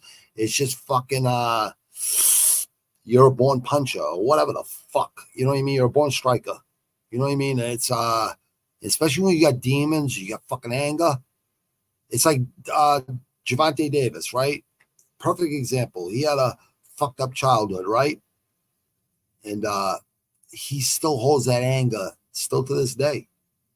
When he hits people, that's what he's thinking of. Like all those ashamed moments when he's a young kid, when he shouldn't even have to be ashamed. Like, you know, people that talk shit about him, I'm like, the fuck, the kid didn't ask to be fucking born. He didn't ask for his parents. You know, none of us do. We don't fucking know what we're going to get for parents when we're fucking born. I definitely didn't ask to be born. You know what I mean? But I'm grateful I was. You know what I mean? But yeah, fucking beat those odds. Yeah, I love when people fucking say I can't do something. I can't do this, can't do that. I always do it and do it better than average. You know what I mean? Much better than average. And I'm sure a lot of people understand what I'm saying out there. I'm sure a lot of people like to prove fucking people wrong. Yeah, last second submission. Remember that, Palman? That was insane, bro. The way of the samurai. Absolutely, brother. You ever done cross? Yeah, I love CrossFit, bro. Yep. Basically, that's what I basically do when I'm training, bro. I do a lot of wind sprints 2 times a week. I do slow runs, but I'm always mixing up cardio with strength and conditioning and a lot of stretch, a lot of technique, a lot of like fundamentals over and over and over again. Even though I know them by heart, I still got to do them. You know what I mean? So I never even have to think about it in a fight. You know what I mean? Yeah, it is savage training, bro. It's core training too. You know what I mean? So you're working your core a lot too. You know, staying active is the best thing you can do. Just pouring sweat daily and mixing it up. A lot of these guys just want to be bodybuilders and shit. And bodybuilding, yeah, you can fight being a bodybuilder, but not really. You're gonna run out of wind quicker than most people because the bigger muscles you have, the more bulky you are, the more oxygen, more red blood cells it takes up, you know, the more bigger you are. I've already been big, you know what I mean? I'm still a fucking heavyweight, 226-1, you know what I mean? So I always felt better at 218, 220. That's why I've been since around 16, 17 years old, like 220, 218, 222. And then I go up to 230, 240 as I got into my 30s inside. It's just like I never liked going up there. 260, I was lifting heavy weights, you know what I mean? I just never liked the way I felt, you know? I felt sluggish, you know what I mean? Which I always, you know, had a lot of speed, you know what I mean? A lot of fucking speed. Even as a young kid. I don't know, I'd rather have my speed and be lean and mean and still, I still have the power, you know what I mean? You maintain power with body weight. But I do lift weights, light weights, a lot of reps to keep bone density good and shit because as you get older, that's something you gotta fucking take care of. But yeah, I think it's a smart pick taking I don't know how smart it is. I just think Prohaska could definitely win. You know what I mean? But he's kind of got a built-in excuse already with this fucking voodoo crap he's saying. This guy comes from a really old fucking tribe. It's like in his blood. Like I don't know where he comes from, Brazil, all right? But he comes from the rainforest and shit. You know what I mean? Like where these tribes live that they still live today like they did fucking 1,000 years ago, whatever the fuck it was. You know what I mean? They're still doing the same exact fucking shit. So, yeah, shamans and stuff. Shamans are good fucking people, man. They're always trying to help people, man. Like, I don't know what he's talking about. He was fucking by the samurai code. So what are you fucking talking about, Yeri? Like, I don't get what you're trying to fucking say. Because he's spiritual? I don't know, man. I think that's like it's a bad look. You don't need to make excuses, Yeri. You're a fucking animal, dude. You don't need to fucking say like, oh, he's got this special fucking black magic or whatever the fuck it is. No, he doesn't, man. No, he doesn't. And I know that shit's real because Dave Mustaine talked about that shit on the Joe Rogan podcast. And I've read a lot of shit on Dave Mustaine in the 80s when I was younger, you know what I mean? When I was a teenager, you know what I mean? I went and seen Megadeth. I think Megadeth was like the first thrash band I ever seen. Not that I ever heard, but that I went and seen a little club.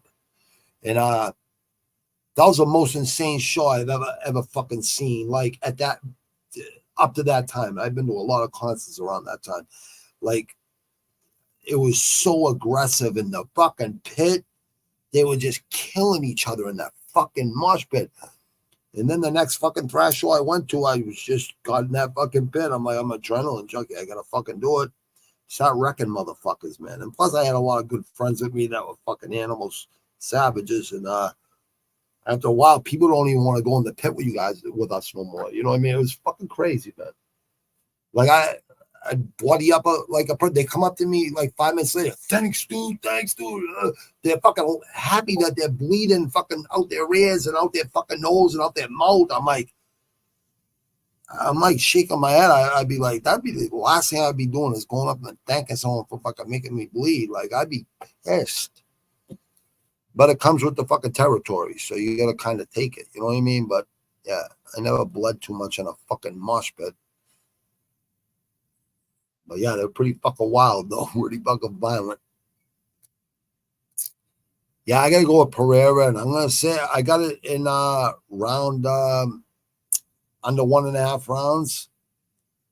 Now watch this fight go 3, 4, 5 rounds. Like the Teixeira fight, Glover, Teixeira, and Yeri fight. Watch it go like that, because I can see that happening, too. But I got it under 1.5 rounds.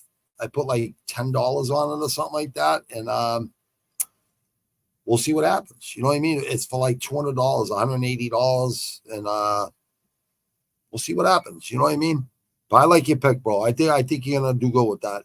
I can see it happening. I can see it fucking happening. But then again, I don't see it happening. So I got Alex Pereira right on the 4. There's a 4-fight parlay I did earlier. I put $10 on it or $7 on it, something like that. Pereira under 1.5. I got Ortega because he's plus money, right? Just Ortega to win, right? Because he's plus, right? And then I got Michael Venom Page. And let me see. Who else do I got? I got Arlovsky, and I got them all in a 4-pick parlay. So if it hits, it'll be like $200. And I took the Irish kid tonight on ProBox TV that I commentate. You know, this is my 12th time commentating ProBox cards in a row. Usually they're every other Wednesday, but this time they're in Washington, D.C. A lot of DC fighters. There's a Boston guy from Boston fighting. He has like 4 losses in a row. Just so I'm not biased, I took the other guy, you know what I mean? But if the kid from Boston was really good, I'd fucking I would have took him, you know what I mean? But you never know. You can fucking change it. But there's a lot of good fights. Like this is a good fight right here, right off the bat, right? Start the card. It's a good fight. This one we don't know. I got they're starting to add the Japanese kids into every promotion now. 1 championship, they're always adding the Japanese because they get that fucking mindset, death before the sun, and I love it. I love that fucking mentality. Boudet just got knocked the fuck out like 2 months or, 5 months, 6 months ago. So it's kind of like I always say, take at least 6 months off, but it's right at 6 months. He's minus 280. I don't know why he's minus 280, but the pit bull could definitely still fight. You know what I mean? I don't care what anyone thinks. He can still fight. I remember they used to fucking avoid this guy. Everyone was trying to avoid this guy. Before John Jones, it was in light heavyweight. Everyone was avoiding this guy. But these unanimous decision versus Acosta last fight 5 months ago. I think he fights like once or twice a year. And he said, I'll fight till I'm fucking 55, 60. He goes, it's just a fight. I'll go fight anybody, he said. I remember seeing him sitting on his like reclining chair in Russia or wherever the fuck he was. He's like, I'll fight fucking anybody anytime. Dana knows. They all know I'll fight anytime. I love his fucking attitude. But I don't think Boudet is elite. I don't think he's an elite fucking top 5 guy. He's 26th heavyweight division. He's 32nd, right? But he's been in the top 10, top 5. You know what I mean? Like this guy's been there. He's fought the who's who. This is like all newer guys. You know what I mean? Most of these guys, except for this guy right here, DeLima's, fucking in the high 20 fights. You know what I mean? Jake Collier is, a little bit newer than a rookie. You know what I mean? And Vandera. I mean, he's been around for a little bit now. I want to go out on a win. Oh, I think he might, dude. Like, that's a good pick, dude. Like, I really think that's a good pick, dude. What's it called? Yeri. I like Yeri a lot, dude. If it was anyone else but fucking Alex Pereira, I would take fucking Yeri. Honestly. I'm a big fan of Yeri. I love him in Risen. I just like his whole mentality, you know what I mean? But I've never seen him like make excuses ever. So I think it's like a built-in excuse. I think he realized that last fight. He was definitely rocked when they stopped that. Yeah, they could have let it go a couple more. But how many more of those smashes, might have fucked him up a little bit more? You know what I mean? I don't know, man. Like, I can't see their eyes where we watch from the TV. I can't see their eyes rolling behind their fucking head. You know what I mean? I know fucking Alex definitely hurt him. There's no fucking doubt about it. He hurt him. And he's about to hurt him a lot fucking worse. So Even when he first beat Izzy in UFC, you know, Izzy was moving his head, but I never seen Izzy doing that ever. Standing up and moving his head like this sideways. Izzy's like usually doing this and this and this and this, you know what I mean? But then he fucking knocked him out the next fight, next time they fought. So Izzy, I believe, hurts DDP when he fights him next. When Izzy fights DDP, when he, you know, the next time they fight what, another month or something? Another 2 months? I think Izzy, I think that's a guaranteed one for Izzy. I don't think DDP, yeah, he's tough and all that. He's explosive. I just don't think he's going to be able to beat Izzy. I think Izzy's going to pick him apart. When Izzy's mad at someone, he usually fucking gets it done. I think Izzy's an elite striker. And there's a lot of good fights on this card. Who'd you take on Jordan and Silva? You know what? I got your fucking thing right here, brother. I'll bring it up real quick. I think you got the same pick I got, brother. Let me see. Yeah, I think you got the same pick I got. Yeah, Silva. You got Silva too, a decision. Prohaska, Lopes. So we got totally different picks on the co-main, the main. You got Smith. Yep. We got different picks, but we got the same pick there. We get the same pick there. We got different pick there. We get the same pick there. We get the same pick there. I think we got the same pick there. Or no, I think I got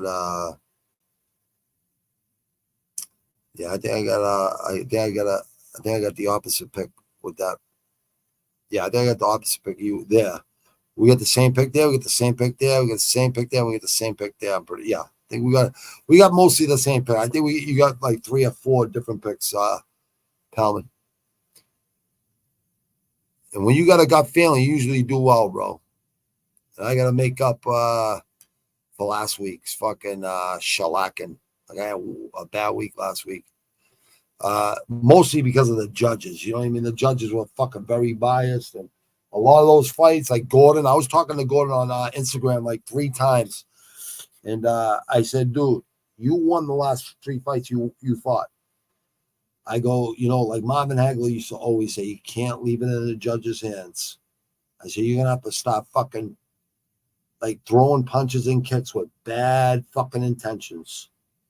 And I just shore it up. You know what I mean? Don't let these fucking people beat you. They're all fucking, you know, you'd be surprised. Judges have fucking bias against like ex-drug addicts or ex-fucking whatever, alcohol, whatever the fuck. They're probably fucking killing their liver every fucking night, and they fucking get the right to judge someone that used drugs for a couple years of his fucking life. What the fuck, man? I probably like a fucking rock star in the 80s and 90s as a fucking teenager selling drugs, and fucking the 90s selling fucking drugs. I probably like a rock star, but it was easy to quit because I didn't miss it no more. It's like, you know, it wasn't fun no more. It's the same fucking thing over and over. Fucking getting in fights, violence, fucking just constantly going to different places, selling fucking packages and fucking going to other places, and just, yeah, just got old after fucking 15, 20 years of fucking doing it. I was making so much fucking legal money. I didn't need to do it no more. And I didn't want to go back to prison anyway. I don't want to leave my daughter or my wife ever again. You know what I mean? So I just had to smarten the fuck up. And I was getting married too. So, you know what I mean? With my wife. So I just, I had to keep my promise. You know what I mean? Man of my word. I have to do what I say I'm going to fucking do. But Palma, I like your picks, brother. Look at all the fucking people, man. All you good people, man, like, subscribe and like, man. I got fucking what, 397 fucking more fucking subs to go, and I'll be a fucking monetize. I got my 4,000 hours, or I got like 4,100 hours. So all I need is like 397 more fucking subscribers, which is free to fucking subscribe on fucking YouTube. And I'll get monetized. I'll be able to fucking, I'll be doing this for 20 more years, but it'll be a podcast. I'll be fucking, I'll have like 3 different channels. I'll always do this because I'm a fucking huge fight fan. Always have been since like 9 years old. Like I'm talking about Marvin Hagler and boxing, you know what I mean? always been a sports guy since I was a young kid. You know what I mean? But then they took sports that like ruined my dream. That's why I went to selling drugs with all my older friends and shit. That was the reason. That was the reason. A lot of people, like a lot of talent around here, and then fucking a lot of us just started selling drugs because it took our dreams away from all of us. Proposition 2.5 in like 1980 when Reagan became the president. Took sports out of junior high and called it middle fucking school. Like, what the fuck was the fucking idea behind that one? And that's all we ever did was play sports the first 13 years of our fucking lives. I don't know. I don't know what the fuck that guy was thinking. I don't know what the fuck he was thinking. But yeah, there you have it, people. Let me see. ProBox tonight. You know what? Let me see something real quick. I got some picks real quick. I could just go over them real quick. Let me see. Yeah, boom. And let me see my picks. No, I don't want that. Stop with your fabrication, dude. Bellator 4 out of 6. Yeah, so I was 4-2 on Dublin last week. Like Bellator is easy for me to pick for some reason. 5-11, and there's 3 of those fights that should have went my way. Like Gordon, there was like 2 others after that should have went my way. But it's in the Middle East. What do you expect? You know what I mean? But you never see a boxing card like that with me ever. It's always at least 90%, at least.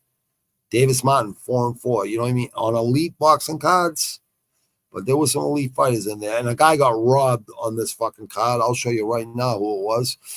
This guy, I'd love to see him in an Inoue fight because this kid is fucking special. This kid was tough. This guy definitely won this fight. Nova won the last 3 rounds. He won this fight. And I know his trainer really well.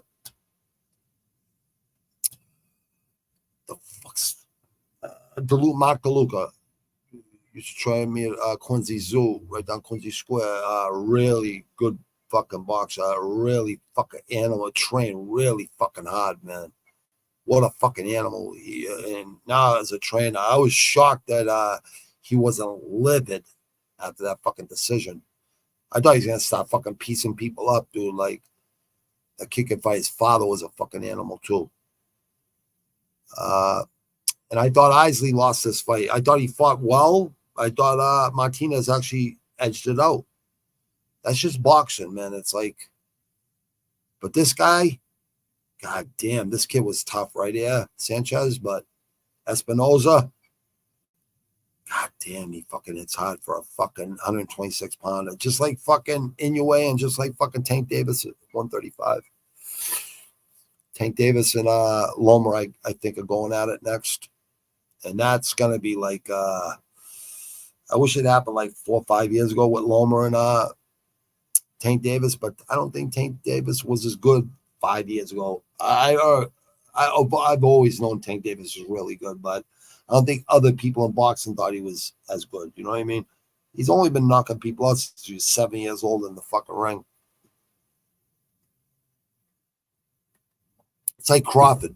I believe Crawford will destroy Canelo. That's what I believe. Because he's a counter puncher. He don't waste punches like Tank Davis. He don't waste punches. When he throws punches, he's gonna hit you really hard. He just waits for his opportunity. He don't waste punches. I think the Loma fight, if Loma wins, it's gonna go to a decision, and he's gonna win a decision win. And Javante wins, it's gonna be because of a fucking really hard fucking shot. But Loma has a good body punch too. We've seen people no mas with Loma so many times in his prime. So I just think Davis wins that fight. I really do, because he's, younger.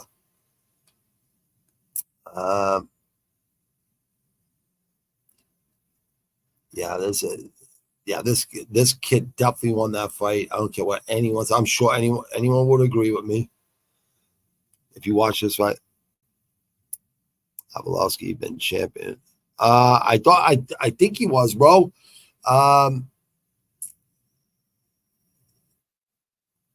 Yeah, I don't like black magic or any of that shit either, bro. I don't think it is though. I think it's just fucking what does he say? Shaman. Yeah, he has shamans and shit, and I don't know. He probably takes shrooms and shit and gets enlightened and gets spiritual. You know what I mean? I don't think they do black magic and shit there, but I could be wrong. I don't know, Palman. I've never studied what they do there. You know what I mean? I never studied that tribe or the tribe he comes from. He grew up in the favelas. You know what I mean? He found out he was like came from a tribe. You know what I mean? His ancestors. So that's where he went. Stay off the fucking booze and all that shit that he was having a hard time with. You know what I mean? But yeah, this fucking last week, I don't even want to look at that guy, but Espinosa is a fucking animal, man. He's a fucking animal. PFL, walks in 2 hours. How many good fights are on this fucking fight? With no elbows? I just, Longgain. I like this kid, Brendan Longgain. Irish kid right here. He's a tough kid. Justin Gonzalez is a tough kid too. The J Train, he's a tough kid too. But no elbows. Like, how can you call that fucking mixed martial arts? I just don't know how you can call that fucking mixed martial arts. I really don't. I'm gonna take long. I'm gonna try to get a couple wins here. Storley, yeah, I kind of like Storley. Yeah, let me see. Who the fuck is yeah, he's favored. I'm gonna take Storley. 170 submission.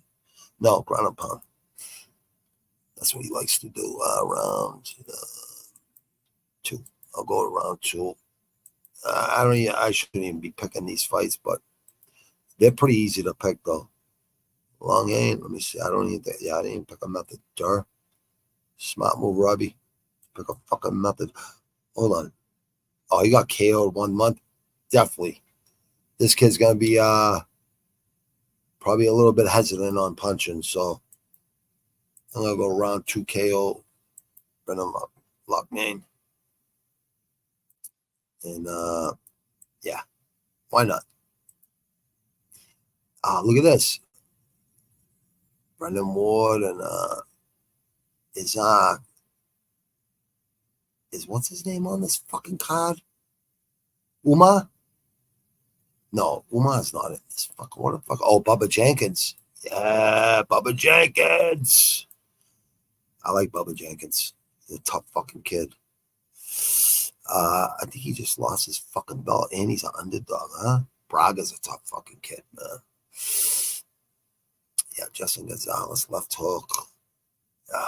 Yeah, he's a fucking. But it's just PFL. It's just no elbows. You know what I mean? It just doesn't make sense to me.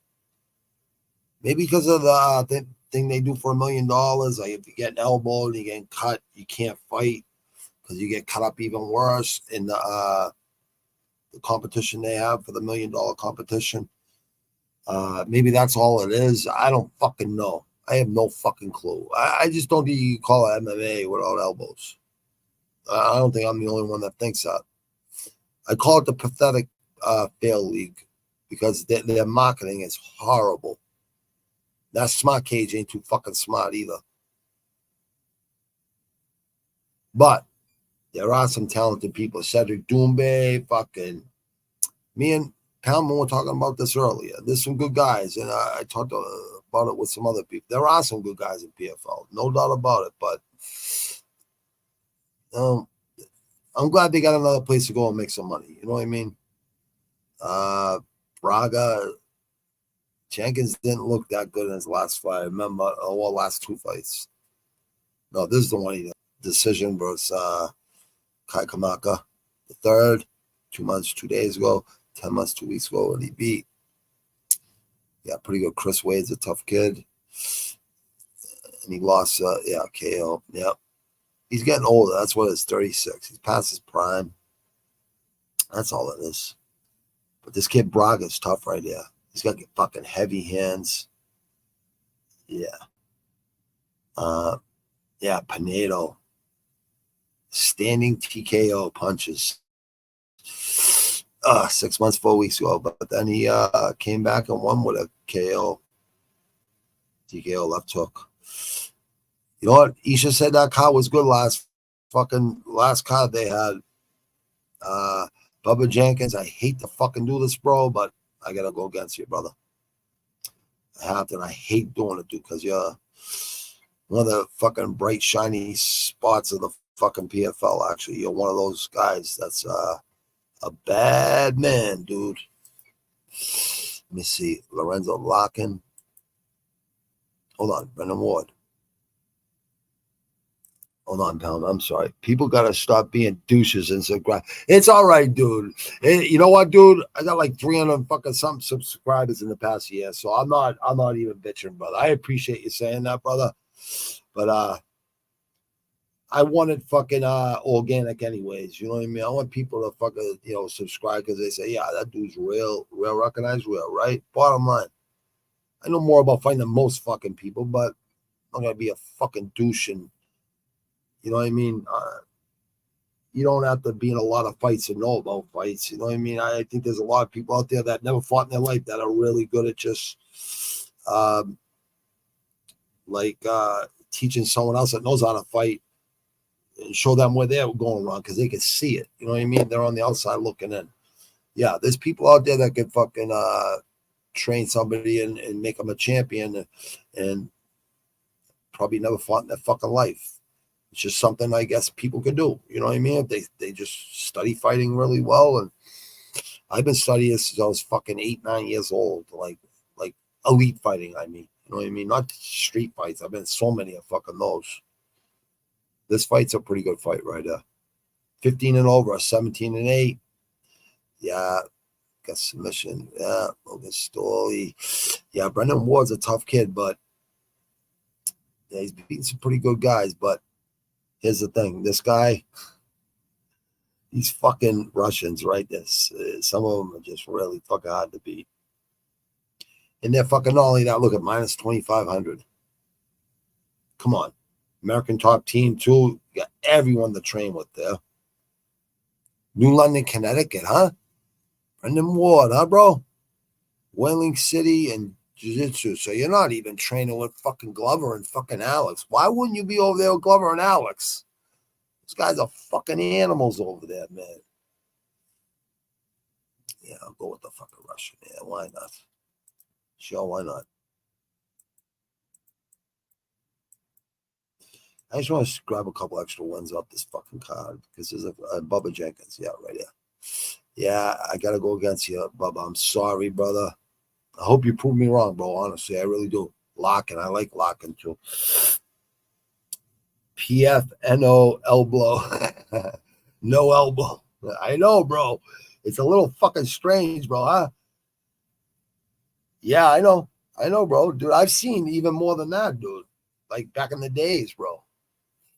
I seen him fucking like when Ken was fucking doing the when he was producing the shows and co-hosting and slurping noodles, and we had a lot of fun. Ken's a riot, dude. Like, I don't know if you were there when Ken was co-host, but Ken was so funny. Jay's done a great fucking job. You know what I mean? He always puts the fucking time in. You know what I mean? I'm not one of those people that hate on my people. You know what I mean? I'm happy to see Jay go where he's going. Eventually, it's going to go that way for me too. You know, it's just like that way. I think people want to make sure you're going to keep doing it. You know what I mean? I always put the work in, Pam. I know, I always put work into this shit. You know what I mean? But I'm not as good on technology as a lot of other people. I just started to learn technology and took it seriously the past couple of years. No bullshit. Learning new things every day, buying new fucking technology that I haven't even fucking hooked up yet. You know what I mean? So, yeah, I'm not worried about that shit. I got so many other things going on with legal money and shit. Like, I'm not even worried about shit, dude. I'll be a multi-millionaire by the end of this fucking year, maybe even sooner. It all depends. But by next year, this time, I'll be fucking like, it'll be a well-oiled machine, equity, liquidating fucking money like so much money coming in all the fucking time with 5, 7, 8 different fucking businesses. And the main 3 and 4 right now are already, I'm already on my way with those. You know what I mean? It's just a matter of 3 months time. And get my first 200 pounds of fucking weed I'm growing and fucking with indoor grow fucking solid steel fucking 20 by 40 foot Connex box. By next year, I'll have 5 of those. I'll have 1,000 pounds coming in every fucking 3+ months. And mushrooms, you know what I mean? Because these are things I've been selling since fucking 83 when fucking everyone was scared to fucking death. Not me and my friends. Like, we were 200 deep every day selling out every fucking day 2-3 times. I'm not even exaggerating either. So why shouldn't it be like guys like us that fucking make money? These people have no, they only got to look over their shoulders and they don't even know what the fuck they're doing. Locking, yeah, this fight is a hard one to pick, but you know what? It shouldn't be hard for me to pick. Decision, yep. This one right here, yep. See this? Yeah, these obscure fucking promotions. You just don't know, you know what I mean? Like, but I'm glad Isha does cover like what's it called? Like all these other promotions, regional and shit, because that's a lot of talents come from. Dana White Contender Series. That's why UFC is where it's at. Dana White Contender Series. You're always getting fucking 10 weeks of fucking new fighters coming in the UFC every fucking year. A lot of them are hungry. You know what I mean? That's why we're always gonna have, UFC is always gonna be the best with MMA. I'm gonna keep my opinions to myself until I find out for sure, because I always wonder about fucking the UFC and how like the judges never are held responsible for their horrible fucking decisions and shit. It's just I don't know. Like it's like referees get shit on by everybody, right? But the fucking judges, it's just like one guy that will answer, but he hardly ever does. You know what I mean? It's like, it's a dirty sport. The fight game is a really dirty fucking, it's grimy, it's fucking, but I love it. Everybody remembers where they were when certain fights happened. You know what I mean? Elite fights. And it's history. It's part of history. I know where I was like when Hagler beat some of the best fucking middleweights out there on the fucking planet. I remember where I was when Tyson won all these fucking fights. I remember when fucking Holyfield and Riddick Bowe and, Lennox Lewis, all these guys, like fucking. I remember where I was for every fight. I remember when Roy Jones Jr. went all the way up the fucking heavyweight and beat fucking Ruiz here, and John Ruiz from fucking Chelsea here. I remember I was in fucking Chelsea the night of that fucking fight, man. I remember when Roy Jones Jr. fucking knocked the guy out with just one body shot. One body shot. Bang. I never seen Roy Jones Jr. do that ever. Never seen him go to the body that much. You know what I mean? It was always lunging left hooks and rights from fucking different angles and just really fast. You know what I mean? Good defense. But once he went up to heavyweight, won that belt, then he went down. That's when he started like getting chinny, and that's when he lost the guy that was in Rocky, Tavares, or whatever his fucking name is. What's your excuse going to be now, Roy? What's your excuse going to be now, Roy? Well, because he fucking went from middleweight all the way up every fucking division and won a belt in every fucking weight class all the way up to heavyweight. And then he came down again, which he should have just stayed at heavyweight. He might have fucking did well for another 5 years and fucking held on to that belt for 5 more years. Who knows? Yeah, but Roy Jones is special. Larkin. Yeah, I'm going to have to go with Larkin, yeah. Even though I have a funny feeling about this one, but yeah, this guy's not even worldwide ranked, but 8th in Latin America, that's pretty fucking good.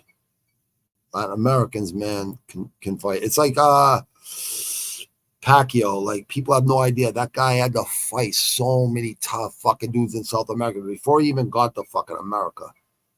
Like, damn, Pacquiao. He's fighting in Risen, a boxing match in Risen this week or next week. I forget. But he's definitely fighting a boxing match there. I don't know who the fuck he's fighting. He always gives his money away. Like when he fucking when he fights, he gives his money to fucking people. I think he's a fucking governor or something. Where he's from, I forget what the fuck. He's just a really good guy, really nice guy, but he can fight. Yeah, I'm gonna take a look and what are these guys? 170, yeah, decision. Because we all know this is what fucking usually happens in these fucking fights because they can't use fucking elbows. The silent assassin, this guy Musia, this guy's really good. 11th in Europe. You heard of this guy, Pelman? Because I know this Eastern Europe, Eastern, Russia. I know. Well, maybe you don't know him, but I know you know a lot of the European guys, and you probably do know a lot of the Russians actually. They're both Russians. Holy shit. 74 Dag fighter, so he's Dagestan, right? Let's see, Russia, Golden Team, 17-0-1, 12-0. So someone's all got to go, right? 110th worldwide welterweight. That's not just in PFL. That's like fucking UFC, Bellator, like every fucking Cage Warriors, all of them. So he's 110th. It's not fucking bad, actually. There's a lot of fucking promotions, believe it or not. And there's some fucking good ones, too. Like, Isha's, like, over, and you, Palman, like, turn me on to some new fucking Muay Thai fucking promotions. And Isha with some of these regionals cards that are pretty fucking good, man. Like, they're wild fights, but you're always seeing knockouts and shit and some crazy shit, man. So, yeah, I love fucking MMA. It's just like an elite street fight to me. I love it. I love boxing, obviously, but I don't know why like people that like MMA don't love boxing, because boxing got more fucking history than anything else in America, more than baseball, football, any of it. Been around since the 1800s.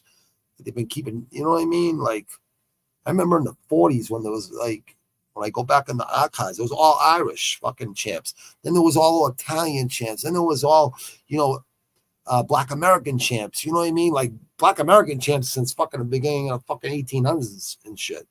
Jack Johnson, like there's so many great fucking fighters, man. People have no clue. It's like Joe Louis, Sugar Ray Robinson. People have no fucking clue. It's like music. You got to go back in the archives.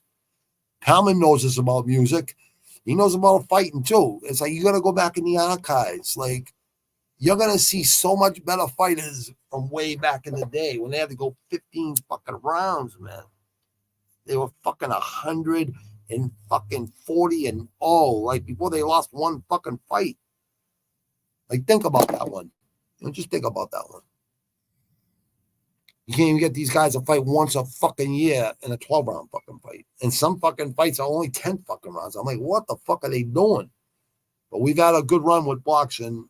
You know, the best fighting the best. And it's looking good for boxing right now, you know. And thank God for Proboxtv, right? Because it's all up-and-coming fucking talent with some old veterans, right, that are trying to make a comeback. And then we got us Saudi Arabia, and we got Bob Arum bucking and Tank Davis, you know, trying to get Lomachenko and Eddie Hearn and all these other guys, you know. Yeah, boxing's in a good position right now. But all the talent is down in the lower weighted divisions, you know what I mean? I want to see Crawford versus Canelo. I want to see Inoue versus fucking Espinoza. And I want to see Tank versus Inoue, and then Tank versus who the fuck is he fighting after that? Tank versus Garcia again, I think. Garcia, I knew you were going to lose in the 8th round versus Tank Davis. Like, I knew that for a fact.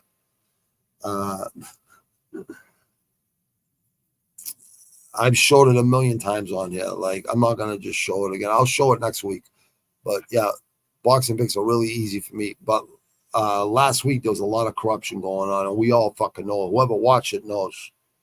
It makes you sick to your stomach because it's like, damn, we can't get this fucking right. What the fuck is wrong with these fucking people? Silent assassin, huh? This fucking Russia versus Russia shit. It's hard. All right, I'll go with him. All right, he's got the worldwide ranking, so I'll go with him. Yeah, I'm gonna go with a decision because TKO. I smash you. Yeah, that's going to go 3 rounds, too. I smash you. Ground and pound. I don't mind wrestling, only when they ground and pound, though. When they're just humping each other and shit, it's like, what the fuck? Sniffing each other's crotches and shit. Fucking stop pounding the shit out of each other. Oh, these guys, this kid's a fucking tough kid right there. I remember him. I just, PFL, it's just, look. Bellator, yeah, he's a Bellator fighter, yeah. Archuleta, one Archuleta. Magomedov. Shara the Bullet, man. I did a short on him, man. He's fucking really good, that kid, man. All Bellator. Yeah, Eagle FC. How about that fucking shitbag from Eagle FC? Fucking killed 20 fucking people. Terrorist piece of shit. Now, fucking Khabib's got to hear all kinds of shit from the Russian government. Khabib ain't no fucking terrorist. Brent Johns. PFL. Yeah, this kid's fucking tough right there. Yeah, I'm going to take 15-0 and 28. Yeah, 28, 35. It doesn't matter. American Kickboxing Academy, Peru. Yeah, Dagestan. I'm always going to go with the Dagestan guys because they run hills. They do a lot of hard training. I fucking do. So I got to go with these guys because they're fucking actually ready to fight and they're not going to get fucking tired. And let's face it, right? Everyone could get fucking, you get tired, they'll make anyone a fucking, I don't know, all you gotta do is learn how to fucking breathe and just stay cool, calm, and collected. But there's guys in the gyms that do really good in the gym. They look like superstars. Once they get in front of people, they just freeze up. Michael Venom Page, there you go. Look, he lost to Michael Venom Page. Yeah. Leg kicks. Yeah. Michael Venom Page, man, he's just a fucking unorthodox fighter, and he's a point fighter, but he hits hard. He's trying to hurt you. Yeah, this kid's fucking good right there, too. This is a good fight right there. Spartan versus Yamamuchi. Spartan, 54th and 65th. I thought these guys would be ranked a little bit fucking lower, man. Damn. They're way high up. Nice 1, 2, 3 plus. Yeah. This one's a little tough, man. Let me see. Yeah. Unanimous decision. Yeah. One.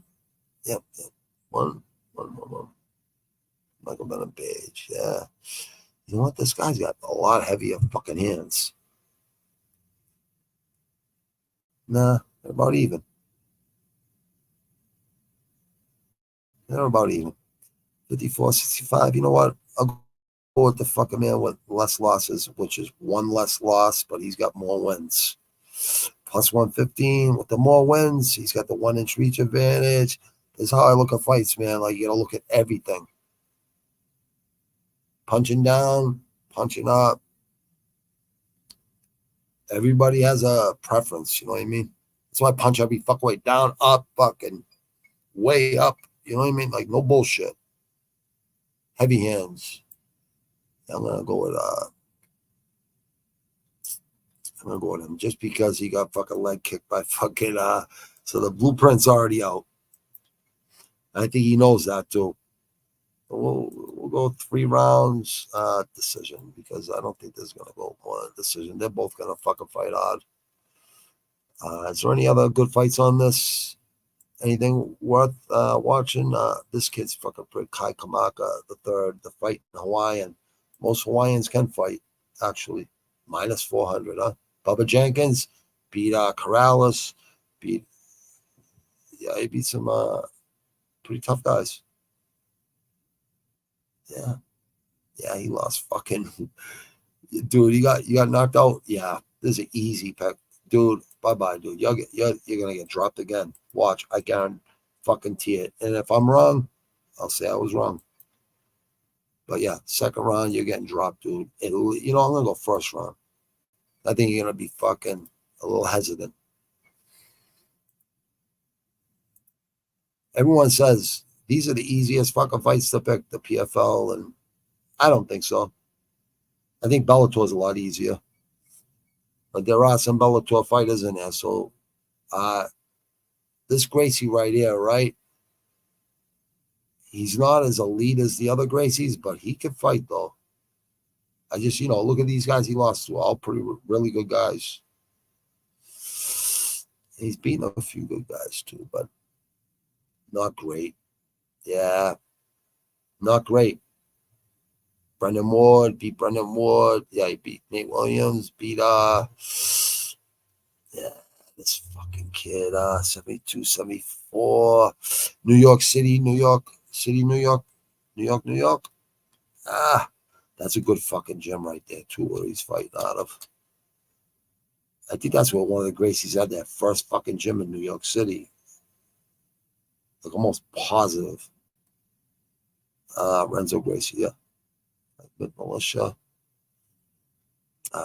South Africa, he trains with DDP and all those guys.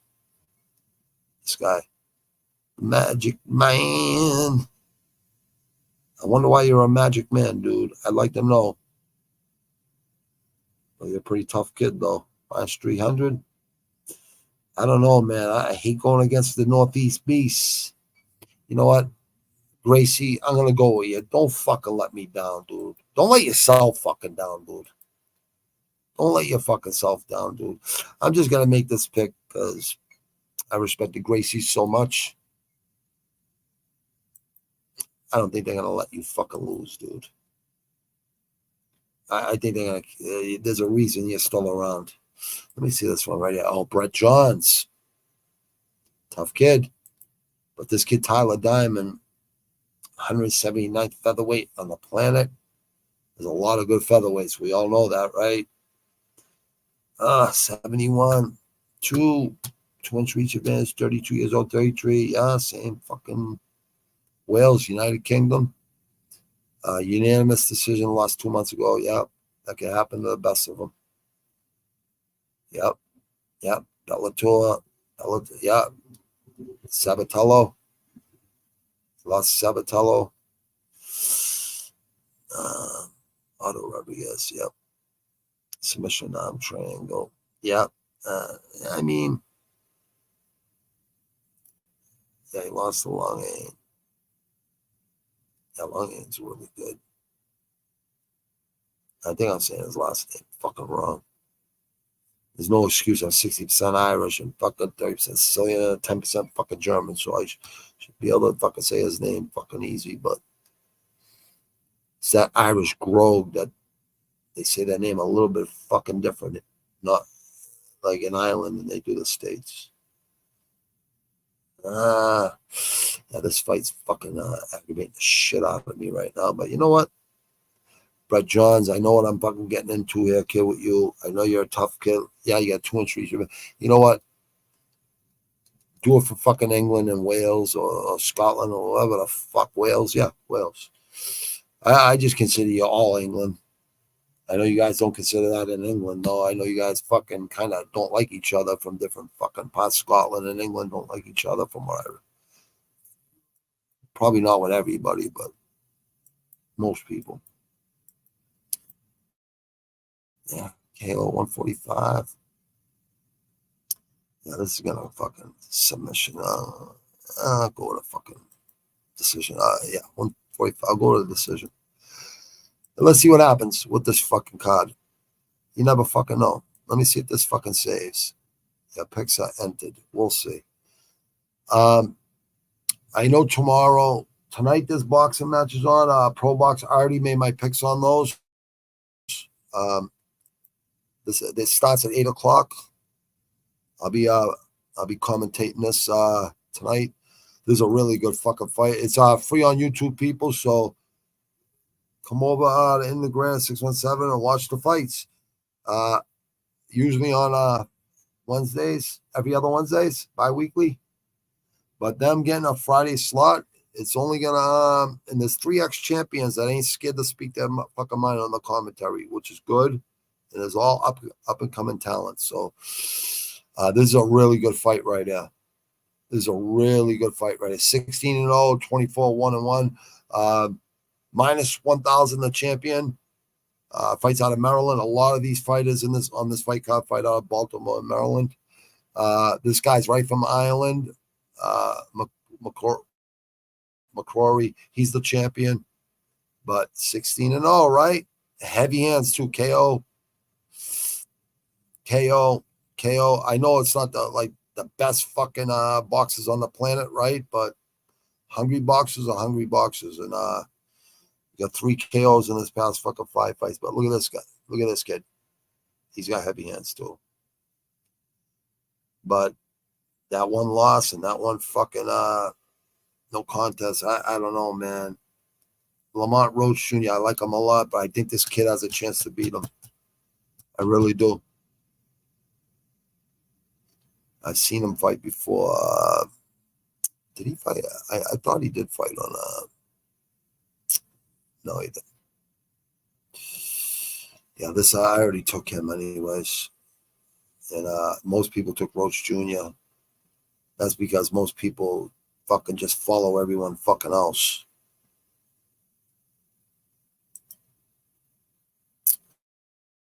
Let's face it, tapology is known for fucking mixed martial arts, not boxing. And you'll see a lot less picks in boxing picks. But all this kid right here, heavy fucking hands. Heavy hands. And this kid's from Boston right here. From Ecuador, but he's trains out of Boston, lives in Boston. 22-2, but he's got like fucking, I don't know, like 4 losses in a row. There's a good fight right here. This girl's pretty fucking tough, but this one's got knocked out recently. This kid's pretty tough. This guy's pretty tough. And there's a couple good fights. See, as you can see, 10-1, 7-18. Like, look at these records, 7-18.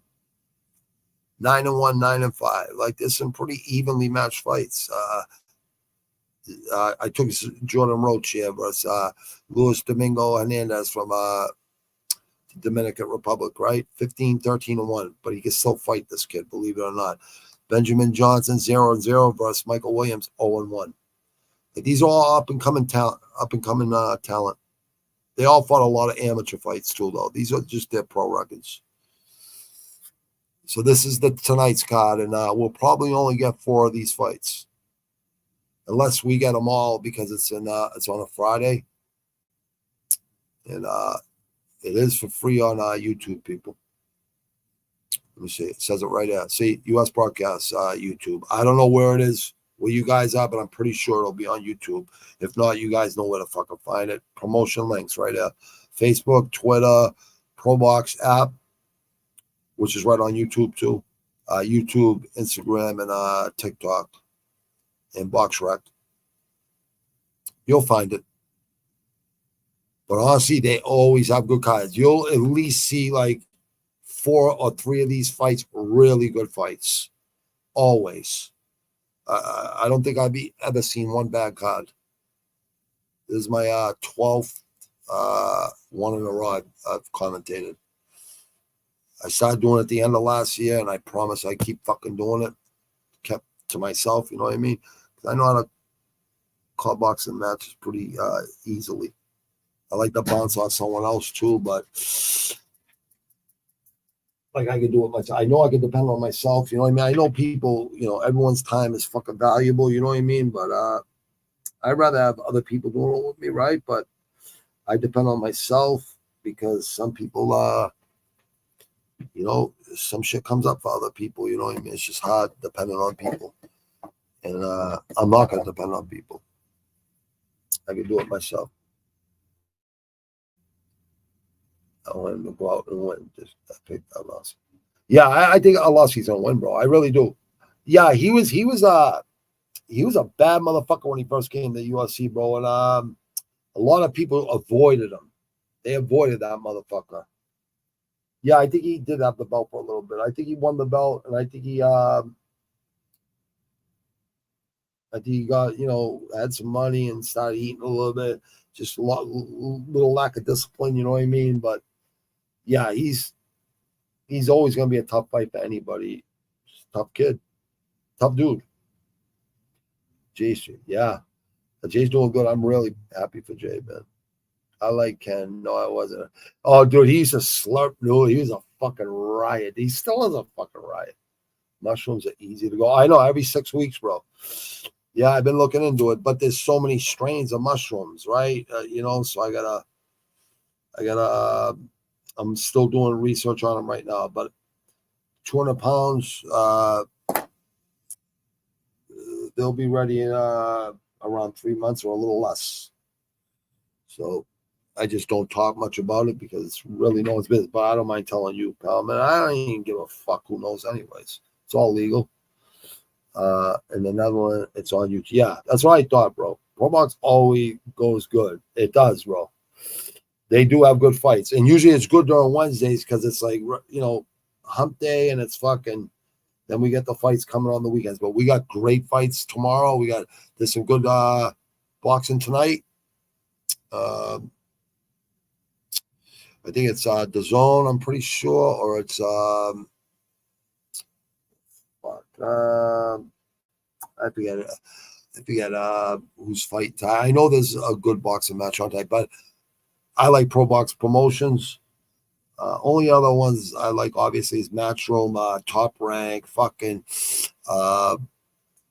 Matchroom. All the fucking really good fucking promotions. You know what I mean? Where the elite boxers are. But here's the funny thing, right? You can find fucking gems in all, like Isha does all the regional fucking MMA. You always find some great fucking fights on those cards. You'll always see some fucking knockouts. You'll always see fucking some vicious fucking shit happening. And that's how you know who's coming up through the ranks. You know what I mean? But boxing, you definitely got to keep an eye on it. And MMA, you definitely better keep an eye on it. You better be watching Dana White Contender Series when it starts up soon. Because every Tuesday night, there's like 5, 6, 7, 8 fights, something like that. Like, it's in between there. And you're always going to get really hungry fucking mixed martial arts. It's pretty fucking cool, man. So, was overweight. Oh, okay. He was like 1.5. Yeah, 1.5 pounds. I hate terrorists, bro. They kill innocent fucking people, dude. In the Netherlands, it's on. Oh, yeah. On YouTube. ProBox always go good fights, indeed. Yeah, pal, man. Yeah, it'll be good to see you tonight, brother. It's I know it's getting late there though, and it starts at 8 fucking there. So it'll be fucking 2 in the morning or at least 1 in the morning where you are. It's 5 hours ahead right now. But what was I gonna say? If I don't see you tonight, I understand, brother. You were there, you were here for this, which is good, dude. And I always get my views after anyways, but a lot of people have been jumping in and watching, which is good. I appreciate all these people fucking watching. And what the fuck? I ran this morning. I was gonna go work out again today, do a double session. I did 3 of them this week, double sessions, but I don't know. I just I think I was overtraining for way too long, so I'm just gonna give my body a little break. And tomorrow I'll train in the morning at the gym, run, do a full body workout, and then fucking run again, and then on the treadmill uphill, and then stretch and fucking go home and fucking watch UFC 303, and there's some good boxing on tomorrow, and there's kickboxing on tomorrow. K1, Palman, I know you love K1, dude, brother. I can't wait to watch K1. I love fucking I love kickboxing. Yeah, it looks like a pretty good card too. So yeah, we got great fights coming tomorrow. We got great fights on ProBox TV. I mean, it's right on YouTube. People go over there and fucking subscribe if you like boxing. I don't know if you love MMA and you don't like boxing. I think that's really strange because I love both. You know what I mean? I've been watching MMA since fucking 93. And prior to that, Chuck Norris and Bruce Lee movies and shit like that. How can you not like MMA? You know what I mean? How can you not like boxing? It's just, when you have elite boxing, it's fucking exciting. And there's a lot of fucking history, man. A lot of fucking history. There's a lot of great legacy boxers out there. You just got to go back and check the fucking record books and go watch some old fights, and you'll see some fucking fights. You'll be like, God damn. Like, these guys are tough. You know what I mean? So, yeah, you're missing out if you, I can't understand. If you like MMA and you don't like, it does not make sense to me. Just like me, I love boxing. That's why I said, but I love MMA too. Once I seen, the rule says it's just like an elite street fight. It's like an elite street fight with good wrestlers, good boxers, all fights start on the feet. And, yeah, if you have good takedown defense, good footwork, good balance, like, you could stop fucking wrestlers in their tracks, but you got to be able to hit hard. Respect to you too, Palman, brother. My friend from the Netherlands, fucking loyal and a fucking hardcore fan, man. But anyways, 8 o'clock tonight, people. I'll be on at like 10 or fucking 8, 7:50 I got it set for, so it's already set up. It's already on YouTube, Facebook, and Twitter. So, X, I mean. So, yeah, it's already on there. So I already got it set up, and I'm definitely doing it. I'm not going to stop. When I say I'm going to do something, I always fucking do it. But anyways, Palman, I'll see you fucking later, my man. If not, I'll see you fucking tomorrow, because I know you'll be watching those fights, brother. I mean, that's a great fucking card. We haven't had a good UFC card since 98, 99, 300. It's not fucking anyone's fault. It's just fucking shitty judging and fucking, I don't know. Maybe it's the gloves, the new gloves. I don't fucking know. Maybe. I'm not sure. But we'll see what happens. Wu-Tang forever. And you know what? I'll leave with fucking one of my because the new album's coming out dope. Palman, I'll let you listen to some of it come maybe this week coming up. All right. Maybe I'll let you listen to some of it. Like the demos, the beats. But this is this album. I like the first album. I did better. But this one wasn't that bad. It's better than average. This album I'm doing right here is going to be 10 times better, because I can already tell the way it's going on. Not that this kid ain't really, fuck all these guys ain't really talented. They're all really talented. Really talented. This one's like personal to me. This very one. Oh no! It's Bobby Nizzo back at it again with a new CD. Unforgettable. FBI telling, no hygiene smelling. Sad to say, I'm a 3-count felon. You can write 3 bios on every different aspect. Parts of my life, tragic, mad strife, mad sins, mad smashing heads, hustling, skeletons in my closet. Every one of them, I caused it, I lost it. Going to hell, over 1,000 sins. Multiplied by 12, divided by 3 equals health, eternity. Learn hear me spit it, legit kid. Muscle. But there's always someone tougher. I'm no bluffer. I wear 2 rubbers, the forgotten ones, nice. Platinum gold and ice. Thinking skins, why is a sign? DGS, digital genius skins. Producing the sociopathic beat. Sick on for life. That Dickie got a lot of talent producing and spitting. And so is Wise. It's not really fucking talented.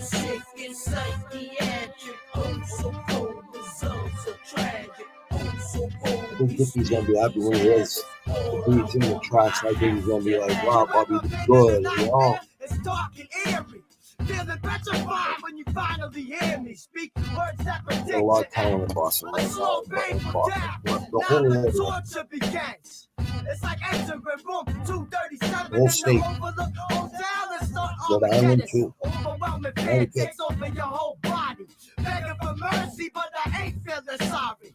Smelling your fear like a canine. Take lies out in a man's ride. You found lace with brain parts on your brake line. You never said killer snakes in broad daylight. Releasing hate, hesitate, catch a snake bite.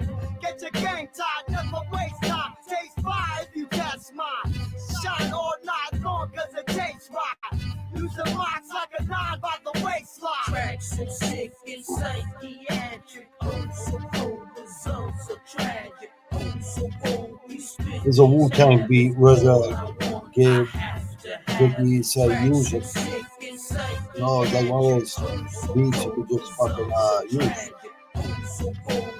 Well, he could use it. Use it.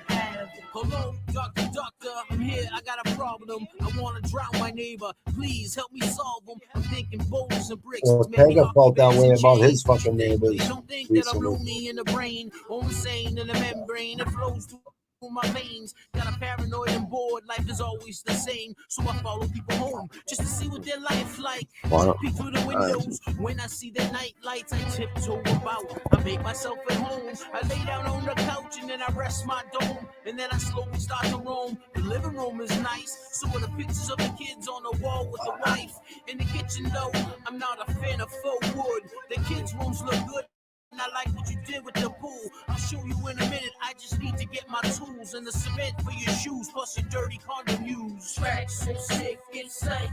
Yeah, I'm working on that one, brother, too. Yep. I already started writing it, actually. Yeah, I got a really good hook for it, actually. Writing verses is easy. It's just that's the chorus. That's how this creative process, making the hook really good. Good beat for it, too. Talk to you later tonight, 8 o'clock. If not, I'll see you tomorrow, Palman, because I know you get tired. You know what I mean? You're fucking 5 hours ahead of us, brother. But it'd be good to see you there, too. You know what I mean? Peace, people. Thanks for everyone fucking watching. I see it gives me the hours, gives me the time. But I already got the time. I need the subscribers now. So I hardly ever say it, but subscribing, like, please. You know what I mean? It helps out so fucking much. Yeah, I know. And I'm going to do it.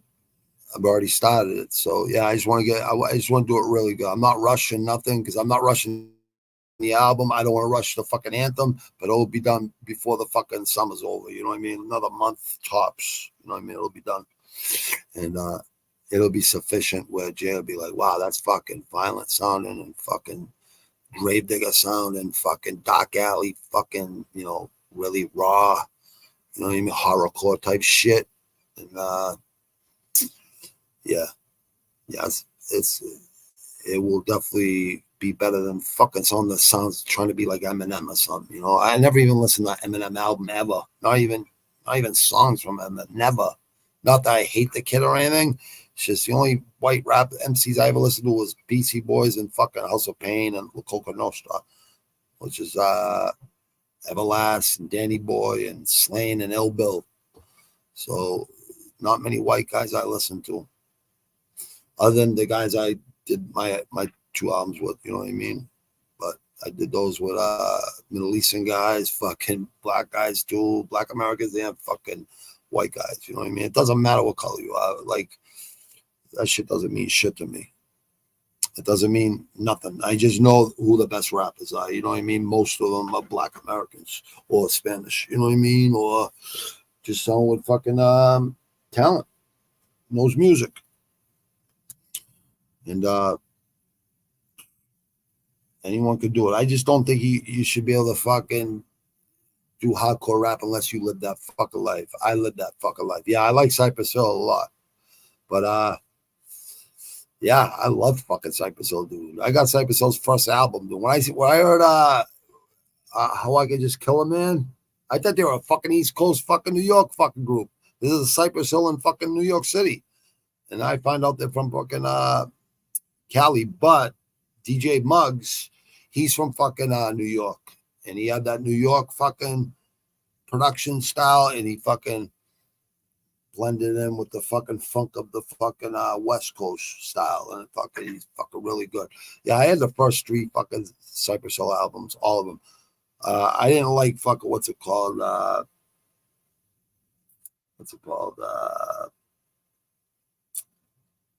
That video they showed all the fucking time, Insane in the Membrane. Like, I was like, oh, what the fuck? Because the first album, Cypress Hill, and then the second one, what the fuck was the second one? Those are my favorite 2 Cypress Hill albums. Those first two albums. Redman's first album, What the Album, the first Chronic album, obviously all the first NWA albums, MC Ren solo albums, Ice Cube solo albums, Eazy-E solo albums, right? EPMD, Rakim, fucking Boogie Down Productions, fucking. But I'm also into a bunch of speed metal, thrash, fucking hard rock, fucking rhythm and blues, fucking slow jams. I like it all, man. But aggressive music I like the most, like hardcore rap, hardcore rap. Grave Diggers, fucking Wu-Tang changed the game in '93. And EPMD, fucking Rakim, Big L. There's so fucking many. A lot of them are dead now, you know what I mean? But there's just so many. Biggie, you know what I mean? Fucking Old Dirty Bastard. I mean, go listen to Old Dirty Bastard's first fucking solo album, fucking Return to the 36 Chambers. That's like one of the most underrated albums ever. Go listen to Grave Diggers, 6 Feet Deep. Insanity. He was making Grave Diggers album, RZA, and Enter the 36 Chambers at the same fucking time. And then I was like, how the fuck is he going to top fucking Enter the 36 Chambers? He makes all those solo fucking albums out of fucking Liquid Swords, Jizza, Iron Man, fucking with fucking Ghostface Killer Raekwon and fucking Capadonna. Then he did fucking Takao from fucking Method Man. Then he came out the double CD, fucking Wu-Tang, fucking Forever. I was just blown away. I went like 6 times fucking platinum. I went and seen that show Front Row with fucking Rage Against the Machine. Me and my boy that went way too young. Fucking caught RZA, threw him right back up and say we're right in front row, right on the side of the stage.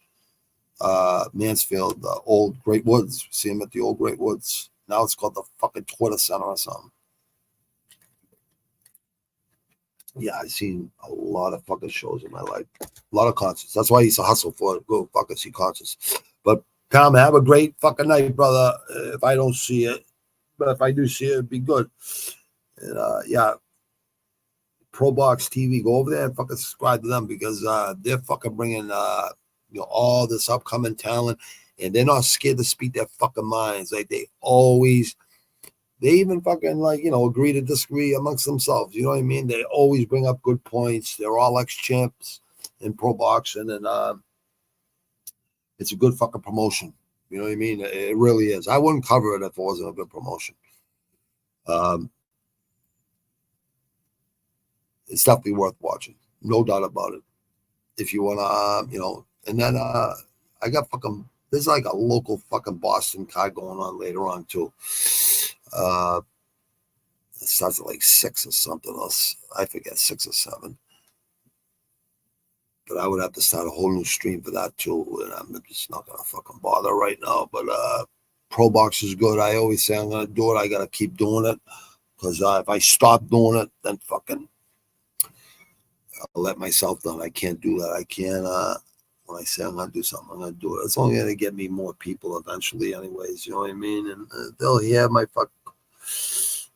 they'll hear me calling shit before other people call shit that are commentating the fights. They'll hear me fucking saying shit before they're saying it.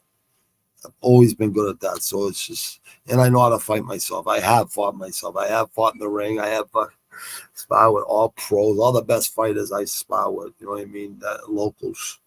Dorchester, Quincy, fucking Brockton, all over the place. Fall River, New Bedford, like all over the fucking place. And I fought for free for fucking for charity and shit, just because I love fighting that much.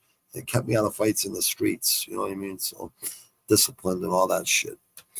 But boxing didn't pay a fucking hardly shit. You know what I mean? It didn't pay nothing actually. So making $120,000 a year. Being a boss on tunnel jobs is really good for me because I didn't have to hustle no more really and sell drugs or nothing and take a chance going back to fucking prison and shit because of fucking stool pigeons out there that can't fucking hack it. But anyways, Palmer, I'll talk to you later, my man. And everyone that's watching, thank you everybody out there that does watch. I appreciate it. I see us watching. I got 15 people watching. And it's like 20 and 30 sometimes. I'm just really grateful to all of you. But just subscribe and like, please share. And I got to at least say it so you guys will fucking understand. Because if I don't say it, you guys won't even You know what I mean? But I will be doing this for 20 more years. And I will, my real thing is fucking epic fights, epic fucking music, epic weed, and fucking all the other things I'm doing. But mostly it's going to be podcasts with really people that I respect and people that I think are going to inspire people out there, because I think it's up to older people to fucking like educate the younger generation. And we all know that most people on YouTube are fucking younger people, you know what I mean? And nothing wrong with that. When I was young, I thought I knew it all. You know what I mean? I definitely respected my elders, but if you weren't a fucking half a wise guy or something, I definitely wasn't respecting you. You know what I mean? I definitely wasn't listening or going one ear and out the other. Podcast. Yeah, podcast, brother. Exactly. Yeah. You know what, Palman? I was already thinking about something like that. I was thinking of you and another dude. I'm like, you know what? Yeah, we'll fucking sit there and go over strains and fucking talk to people that never smoked weed before, because I'll tell you, smoking weed makes my fucking training better. It helps me with my pain. It does so much for me, man. Like since 83. Never ruined my fucking win. Never. I can run like the fucking wind. It's just my back's gonna hurt me the rest of my life, and the cluster headaches every day from laying on my head. And when I was 2003, fucking lucky I'm fucking alive, but that was a freak accident. You know what I mean? I was just very fucking lucky, and is what it is. I'm very grateful. But anyways, ProBox tonight at 8:00, people.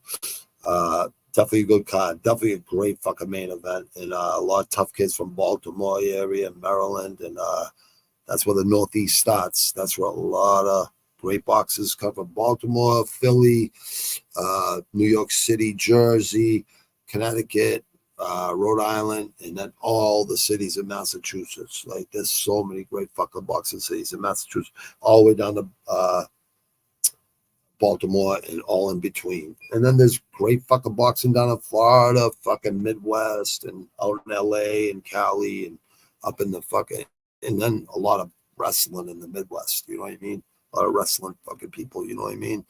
So it's a good mix of everything. But the Northeast and Chicago and, you know, Detroit, places like that, that's where all the fucking, in Philly, you know, New York City, obviously all these cities, old school cities, you know, really good trainers and really tough people. Just can adapt to almost fucking anything.